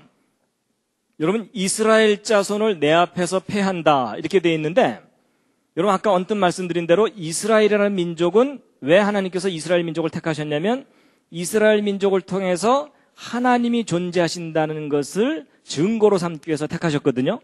그럼 이스라엘을 없앤다는 얘기는 하나님이 존재하신다는 증거를 없앤다는 뜻입니다. 근데 그게 마치 뭐하고 똑같으냐면 이 해와 달과 별들의 규정을 폐하는 것과 똑같다는 겁니다. 그러니까 거꾸로 이 해와 달과 별들의 규정을 폐하는 것은 이스라엘을 폐하는 것과 똑같다 그랬으니까 결국 하나님이 존재하신다는 증거라는 뜻입니다. 그러면 이제 이 해와 달과 별들이 하나님이 존재하신다는 증거와 무슨 관계가 있는 것인가 하는 건데, 여러분, 그 역사학자들이 나름대로 과거의 기록에 근거해서 역사를 정확하게 정리하려고 애를 써도 역사가 정확하게 정리되지 않는 경우들이 있습니다. 예를 들면 여러분, 이스라엘 왕조 중에 이 녹색으로 된, 연두색으로 된 요것이 남유다 왕조거든요. 근데 그 남유다 왕조에서 아마샤 왕과 우시야 왕이 공동으로 통치했던 기간이 있습니다. 근데 저게 역사 기록에는 안 나와 있고 단지 아마샤 왕이 통치했던 기간, 우시야 왕이 통치했던 기간만 역사 기록에 남아있는 경우가 있거든요. 그러면 역사학자들은 단 기록에만 의존하기 때문에 이 두 연대를 더해버립니다. 더하면 요만큼의 오차가 생기죠. 그렇죠? 근데 이제 기록이 정확하다고 믿기 때문에 저런 오차가 있는 줄을 모르고 그 이후 역사를 쭉 정리하게 되면은 그 이후 역사가 다 뒤틀리게 되죠. 근데 역사 속에 이런 일들이 간혹 있어요. 그러면 이 역사가 잘못 정리되어 있는 줄도 모르고 역사를 정리하다 보면은 성경이 틀려 보이는 경우가 있습니다. 그래서 이런 식으로 이제 역사를 잘못 정리해 놓고 나면 예를 들어 이런 게 있어요. 여러분 그 에스더서 알죠? 에스더가 그 아하수에로 왕 앞에 목숨을 걸고 나가서 자기 민족을 살려달라고 애원을 하러 이제 나가잖아요. 근데 역사가 저렇게 잘못 정리되어 있는 줄도 모르고 그냥 기존의 역사 기록을 그대로 믿고서 연구하던 학자들이 이상한 걸 발견했어요. 저렇게 잘못 정리된 역사를 이렇게 들여다봤더니 에스더가 아하수에로 왕 앞에 나갔을 때의 나이가 환갑이 넘어요.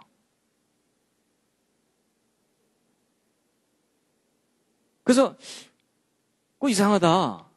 환갑이 넘은 할머니가 예쁘게 화장을 하고 왕 앞에 나가는데 왕이 그냥 반해가지고 나라의 절반을 주마 뭐 이랬잖아요. 그래서 이게 뭐 앞뒤가 안 맞는구나 이랬던 건데 나중에 이런 부분들을 정확하게 다 교정을 해가지고 정리를 하고 났더니 그동안 해석이 잘못됐던 거예요. 정말로 이제 역사를 제대로 정리하고 났더니 에스더가 아하수에로 앞에 나갔을 때가 정말 꽃다운 나이였던 거예요. 그래서 이제 역사를 이제 정확하게 이제 교정해야 하기 위해서 바로 이제 이 과학적인 방법이 필요한 건데 첫 번째 천문학입니다. 여러분 우리나라 역사도 이 고구려 백제 신라 시대에 대한 역사가 삼국사기나 삼국유사에 기록되어 있는데 이 기록들을 읽어보면 그 기록들 속에 일식현상, 행성이 이상하게 움직이는 현상 이런 것들이 저렇게 많이 기록이 발견됩니다. 근데 저 기록들을 검증을 할 수가 있어요. 제가 지난번에 언뜻 보여드렸던 이제 프로그램을 잠깐 보여드릴 텐데요. 예전엔 저런 역사 기록이 있으면 그냥 그런 일이 있었는가 보다 이렇게 생각했는데 지금은 저런 것들이 이제 검증이 가능한 것이 이 컴퓨터 프로그램이 개발이 돼가지고 여러분 이게 지금 한국에서 지금 이제 해가 졌죠? 이게 어두운 이제 밤입니다 여기가. 한국에서 하늘을 바라봤을 때 하늘의 별들의 모습을 실시간으로 볼 수 있는 이제 컴퓨터 프로그램입니다. 그래서 지금 현재 하늘의 별자리들이 이렇게 이제 존재하고 있거든요. 근데 이것을 이제 실시간으로 이렇게 움직여 볼 수가 있습니다.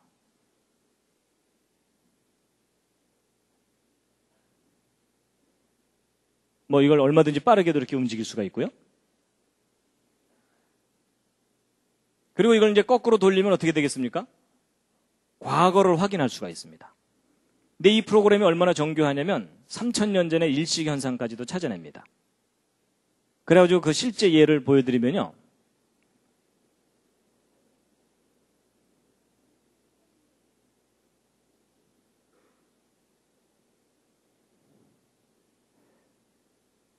여러분 여기 보시면은 BC 585년 5월 28일 날 지금 현재 터키 지방이에요. 터키 지방에서 리디아하고 이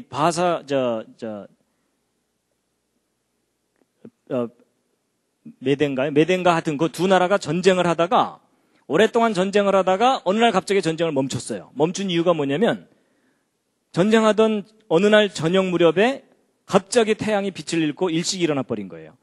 그래갖고 이 사람들이 그냥 공포에 질려가지고 거기서부터 전쟁을 딱 멈춘 사건이 역사 속에 기록이 돼 있거든요.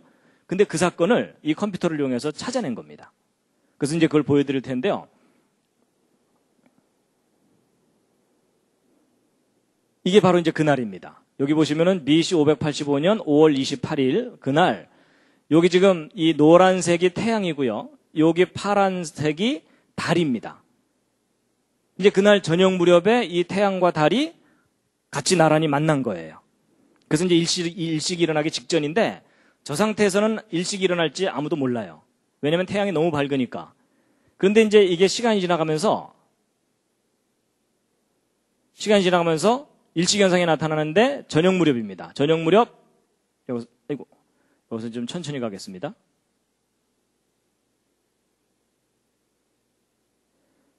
저녁 무렵에 보셨죠?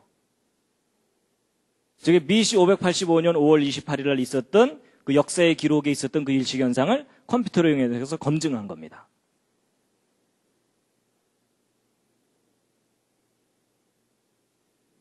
그래서 여러분 이게 무슨 뜻이냐면 예전에는 대충 BC 585년쯤 이렇게 역사를 얘기하다가 여러분 저런 사건은 지금 현재로부터 정확하게 몇 년, 몇 월, 며칠 전 어느 장소에서 일식현상이 있었다. 이걸 찾아내는 거예요. 그러면 저게 뭐냐면 역사에 대한 절대연대가 되는 겁니다. 절대연대. 그래서 저건 움직이질 않아요. 그래서 역사 속에 어떤 절대연대가 되는 사건을 몇 개만 찾아내면 역사 전체가 일그러지지 않고 정리가 되게 돼 있어요. 그럼 나머지 사건들은 그 절대적인 점을 기준으로 해서 앞으로 몇 년, 뒤로 몇 년 이렇게 정리를 하면 역사 전체가 전체적으로 일그러지지 않고 정리가 되게 돼 있습니다. 근데 이게 컴퓨터가 개발되기 전까지는 불가능한 일이었어요. 왜냐하면 저거 하나 계산하려면 어떤 한 사람이 평생 계산해도 안 돼요. 숨 넘어가면서 아들한테 얘야 너도 뭐 이래야 돼요. 근데 오늘날은 개인용 컴퓨터로도 저게 다 검증이 됩니다. 원리를 이해하시겠죠? 그래가지고 바로 이런 방법을 이용해서 성경 속에 나타난 어떤 사건들에 대해서 절대적인 연대들을 찾아내기 시작했어요. 그러고 나서 성경 역사를 다시 정리해봤더니 그동안 삐뚤빼뚤하게 잘못 정리했던 역사들이 많이 오류가 다 이제 회복이 된 겁니다.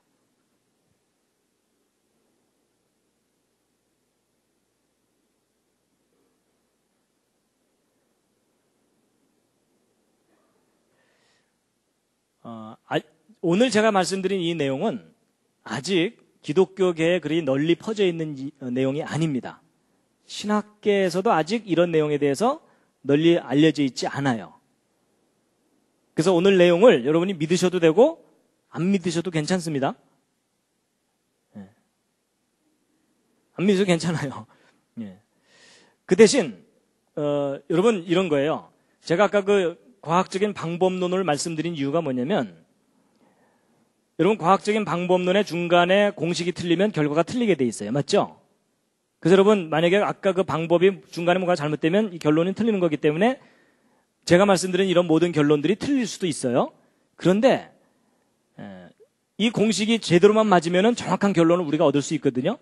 그래서 그동안은 우리가 성경을 막연하게 믿다가 이제는 과학적으로 검증을 해서 역사적인 사실이라는 것을 아주 선명하게 이제 드러내는 작업을 학자들이 지금 하고 있다라는 것을 좀 뭐 그 정도만 이해하셔도 괜찮다는 겁니다. 이해가 되시죠? 예. 자, 이제 마지막으로 이제 요나서의 요나의 기도에 관한 건데요. 요나가 이제 간절히 물고기 뱃속에서 기도하거든요. 이제 보통 사람들은 이제 그 부분을 읽으면은 야, 요나가 이제 뭐 꽤나 다급했구나. 엄청나게 기도하는군. 이런 생각만 보통 하게 됩니다. 근데 일부 학자들이 저 속에서 무엇을 발견했냐면 요나가 기도한 요 내용의 이 순서들이 예수님이 고난당하신 사건들을 비유적으로 표현을 하고 있다는 거예요. 그래서 여러분 예수님의 고난은 최후의 만찬 끝난 후부터 시작되잖아요. 그렇죠? 그래서 이제 겟세마네 동산에 가셔서 간절히 기도하시죠. 그래서 보시면은 이제 그 고난의 시작인데 처음에 간절히 부르짖어 기도하는 내용이 나와요. 겟세마네 동산에서. 그러다가 체포가 되시죠. 근데 체포가 된 것을 깊음 속 바닷 가운데 던져졌다라는 표현으로 표현을 했다는 거예요. 여러분 혹시 물에 빠져보신 경험 있으십니까? 저는 산정호수에 가서 빠져 죽을 뻔한 적이 있습니다. 초등학교 때. 빠지고 났더니요. 정말 막막하더라고요. 근데 물에 빠지면 정말 그렇게 돼요. 사람 체포된 거하고 비슷한 심정입니다. 처음에는 이제 대제사장 집들에 체포돼서 갔다가 여기서 해결이 안 돼요. 왜냐면 아까 말씀드린 대로 이스라엘 사람들에게는 사형권이 없거든요. 그래서 결국 빌라도에게 끌려가서 빌라도로부터 재판을 받고 사형을 선고를 받게 되죠. 근데 여기 이제 4절을 보면 내가 주의 목전에서 쫓겨났다 이렇게 돼 있는데 여러분 이스라엘은 종교 공동체입니다. 그래서 이스라엘 민족에게서 쫓겨났다는 얘기는 곧 누구에게 쫓겨났다는 것과 똑같아요? 하나님께로부터 쫓겨났다는 것과 똑같은 의미입니다. 그래서 주의 목전에서 쫓겨난 것이 바로 이스라엘에게서 쫓겨나서 이제 로마의 그 총독에게 이제 재판을 받는 거다라고 표현했다고 보고 있고요. 그 다음에 이제 물이 나를 둘렀고 기품이 나를 내었고 바다풀이 내 머리를 썼다는 것은 예수님께서 조롱당하시고 고난당하시는 홍포와 가시면류관을 표현한 것이다라고 보고 있고요. 그 다음에 내가 산의 뿌리까지 내려갔다. 이것은 이제 무덤 속에 들어가신 예수를 상징적으로 표현한 것이다. 그리고 주께서 내 생명을 구덩이에서 건지셨다는 것은 부활하신 것에 대한 표현이고요. 그러니까 예수님의 고난받으시고 부활하신 내용이 순서대로 이렇게 비유적으로 표현되어 있다는 겁니다. 그리고 이제 내 기도가 주께 이르렀다는 얘기는 기도의 응답을 받으신 것이고요. 저건 뭐냐면요. 여러분 사실 예수님은 정해진 상황에서 십자가 사건을 치르고 올라가시면 되거든요. 근데 겟세마네 동산에서 너무 간절히 기도하시죠. 사실은 기도 안 하셔도 될 법한 상황이에요. 이제 시간이 됐으니까 십자가 달렸다가 죽었다가 다시 부활하면 되는구나 이러면 되는 건데 간절히 기도하시거든요. 하여튼 그 부분은 너무 좀 자세한 내용이니까 넘어가겠습니다. 그 다음에 이제 8절에 보면은 무릇 거짓되고 헛된 것을 숭상하는 자는 자기에게 베푸신 은혜를 버렸사오나 이것은 이제 깊이 생각하다가 이것은 구원을 거절한 유대인들에 대한 표현이 아니겠느냐라고 이제 보고 있는데 자 9절이 이제 제일 중요합니다. 함께 읽으시겠습니다. 시작. 나는 감사하는 목소리로 주께 제사를 드리며 나의 서원을 주께 갚겠나이다. 구원은 여호와께로서 말미암나이다 하니라. 자, 이 마지막 부분이 정말 중요한데요. 제사 드릴 겁니다. 맹세합니다. 그리고 구원은 여호와께로서 말미암나이다 이렇게 됐는데 이게 뭐냐면 이 윗부분은 제사를 맹세하는 거예요. 그렇죠? 그리고 이제 여기 구원은 여호와께로서 말미암나이다라는 저 문장을 한 단어로 줄이면 그게 뭘까요? 짐작하시겠어요? 저 문장을 한 단어로 줄이면 그게 뭐냐면요. 그게 바로 예수입니다. 여러분 예수라는 이름의 뜻이 뭐냐면 오직 구원은 창조자 하나님으로부터 온다라는 뜻이에요. 그래서 여러분 예수를 믿는다는 말은 구원은 창조자 하나님으로부터 온다는 것을 믿는 거예요. 그래서 이 문장을 줄이면 예수잖아요. 그럼 이게 뭐냐면 이게 서명이에요. 자, 그래서 여러분 이 요나의 기도에서 무엇을 발견한 거냐면 내가 이러이러한 고난들을 당할 거다. 근데 이제 이건 이제 스토리고 맨 마지막에 뭐냐면 맹세를 하시는 거예요. 내가 제사 지낼 거다. 맹세한다. 예수. 이렇게 돼 있어요. 그럼 여러분 저 요나의 기도의 구조가 뭐냐면 맹세문이에요. 맹세문. 내가 이러한 고난을 당할 텐데 반드시 제사 드릴 거다. 맹세한다. 예수. 이렇게 돼 있죠? 자, 그럼 저게 이제 무슨 뜻이냐면요. 이제 이걸 어느 정도 이해하셨으면 여러분 아까 그 마태복음 12장에 서기관과 바리새인들이 와가지고 법적으로 따지잖아요. 네가 메시아라는 증거가 뭐냐 내놔라 이랬죠. 그때 예수님께서 뭐가 증거라고 말씀하셨어요? 요나의 표적밖에는 보여줄 표적이 없다 그랬거든요. 그럼 요나의 표적 속에 내가 메시아라는 결정적인 증거가 들어있다 그 얘기죠. 자, 그럼 보세요. 아까 읽은 말씀 중에 이사야서 41장을 보면은 나 여호와가 말한다. 너희 우상들 다 나와봐라. 그 대신 확실한 증거를 갖고 얘기하자. 이러시죠. 자, 여러분 확실한 증거, 결정적인 증거는 예를 들면 이런 겁니다. 여러분 제가 여러분들한테 1인당 1억 원씩 꿨다고 치자고요. 조만간 갚겠습니다. 그리고 이제 중국에 가서 선교한다고 갔는데 도망갔어요. 그럼 여러분이 처음에는 뭐 이메일도 보내고 이러다가 드디어 이제 사람들을 보내서 저를 잡아올 거 아닙니까? 그래서 저를 잡아와서 이제 제가 꼬아간 돈 받아야 되잖아요. 근데 제가 이제 법정에서 잘 기억이 안 난다. 우리 교회라는 교회도 있었냐? 뭐 이러면서 제가 막 오리발을 막 내밀고 막 거짓 증인들을 막 세워요. 근데 제가 아무리 거짓 증인을 내세워도 여러분이 뭔가 하나만 법정에 제출하면 저는 유죄가 돼요. 근데 그게 뭘까요? 여러분 한두 푼도 아니고 1억 원씩을 꿨으면 제가 뭘 써줘야 돼요? 차용증서를 써줘야 되죠? 차용증서는 구조가 어떻게 되죠? 어떤 상황에서 어떻게 될 것인가를 설명해야 되고 맨 마지막에 뭘 해야 되죠? 아니 서명만 하면 안 돼요. 안 갚아도 됨 이렇게 하면 되나요? 서명만 했다고 되는 게 아니라 맨 마지막에 맹세를 해야 돼요. 제가 반드시 갚음, 맹세함, 그리고 뭘 해야 되죠? 김명현 이렇게 해야 돼요. 맞죠? 근데 그걸 써줬을 거 아니에요? 여러분이 그것만 딱 제출하면은 저는 그냥 유죄예요. 맞죠? 딴 증거가 필요가 없어요. 그럼 여러분 그 상황을 이해를 하신다면 바로 이게 이해가 되실 거예요. 내가 메시아라는 증거가 있다. 요나의 표적이 내가 메시아라는 유일한 증거다. 그 대신 자세히 한번 들여다봐라. 그 속에 내가 이 온 백성을 위해서 제사를 지내겠다는 맹세문이 그 속에 들어있다. 그 맹세문이 내가 메시아라는 결정적인 증거다. 내가 요나라는 선지자를 통해서 그 맹세문을 미리 작성해놨고 그 맹세를 이루기 위해서 이 땅에 온 메시아다 라고 말씀하시는 거라는 거예요. 앞뒤 상황이 그래요. 그러니까 예수님께서 대충 오신 게 아니라 맹세문 작성하고 이 땅에 오셨다는 얘기예요. 멋있는 분입니다. 저 같으면 맹세 안 합니다. 대충 내려왔다가 아플 것 같은데 다시 올라갔다 나중에 오자 이럴 거예요. 그렇죠?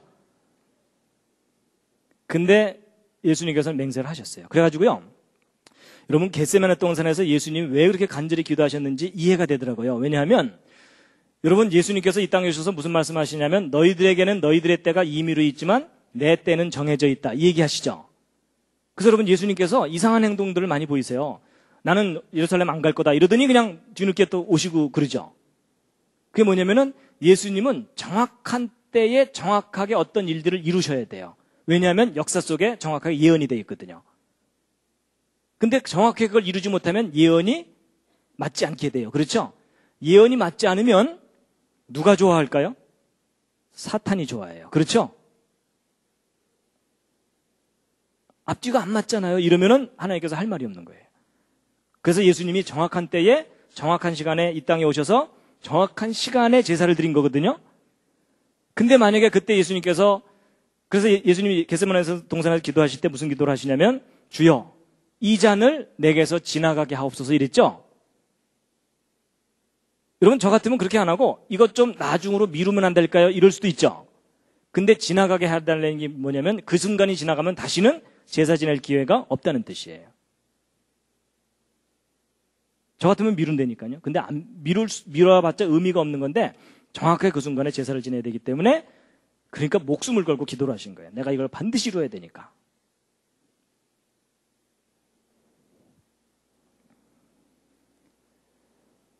그래서 이제 오늘 쭉 말씀드린 이제 결론이 뭐냐면 우리 여호와 하나님께서 참신이시라는 객관적인 증거가 뭐냐면 뭐라고요? 예언하시고 그것을 역사를 통해서 정확하게 이루시는 분이다라는 겁니다. 그러니까 여러분이나 저나 얼떨결에 믿고 있었는데 제대로 믿고 있다 이 뜻입니다. 자, 그래서 여러분 왜 여호와 하나님이 유일한 신이시라고요?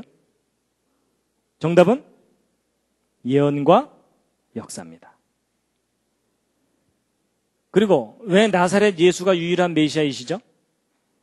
거기에 대한 정답은 요점이 뭐냐면 요나의 표적이에요.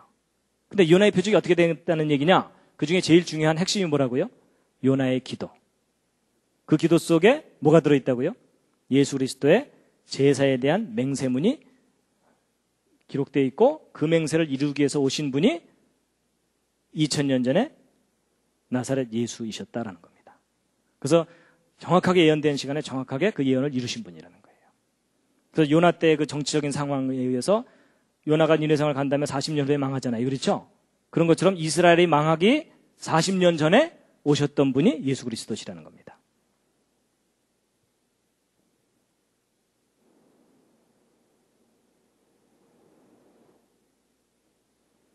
그래서 오늘의 주제는 역사를 주관하시는 여호와 하나님이었습니다.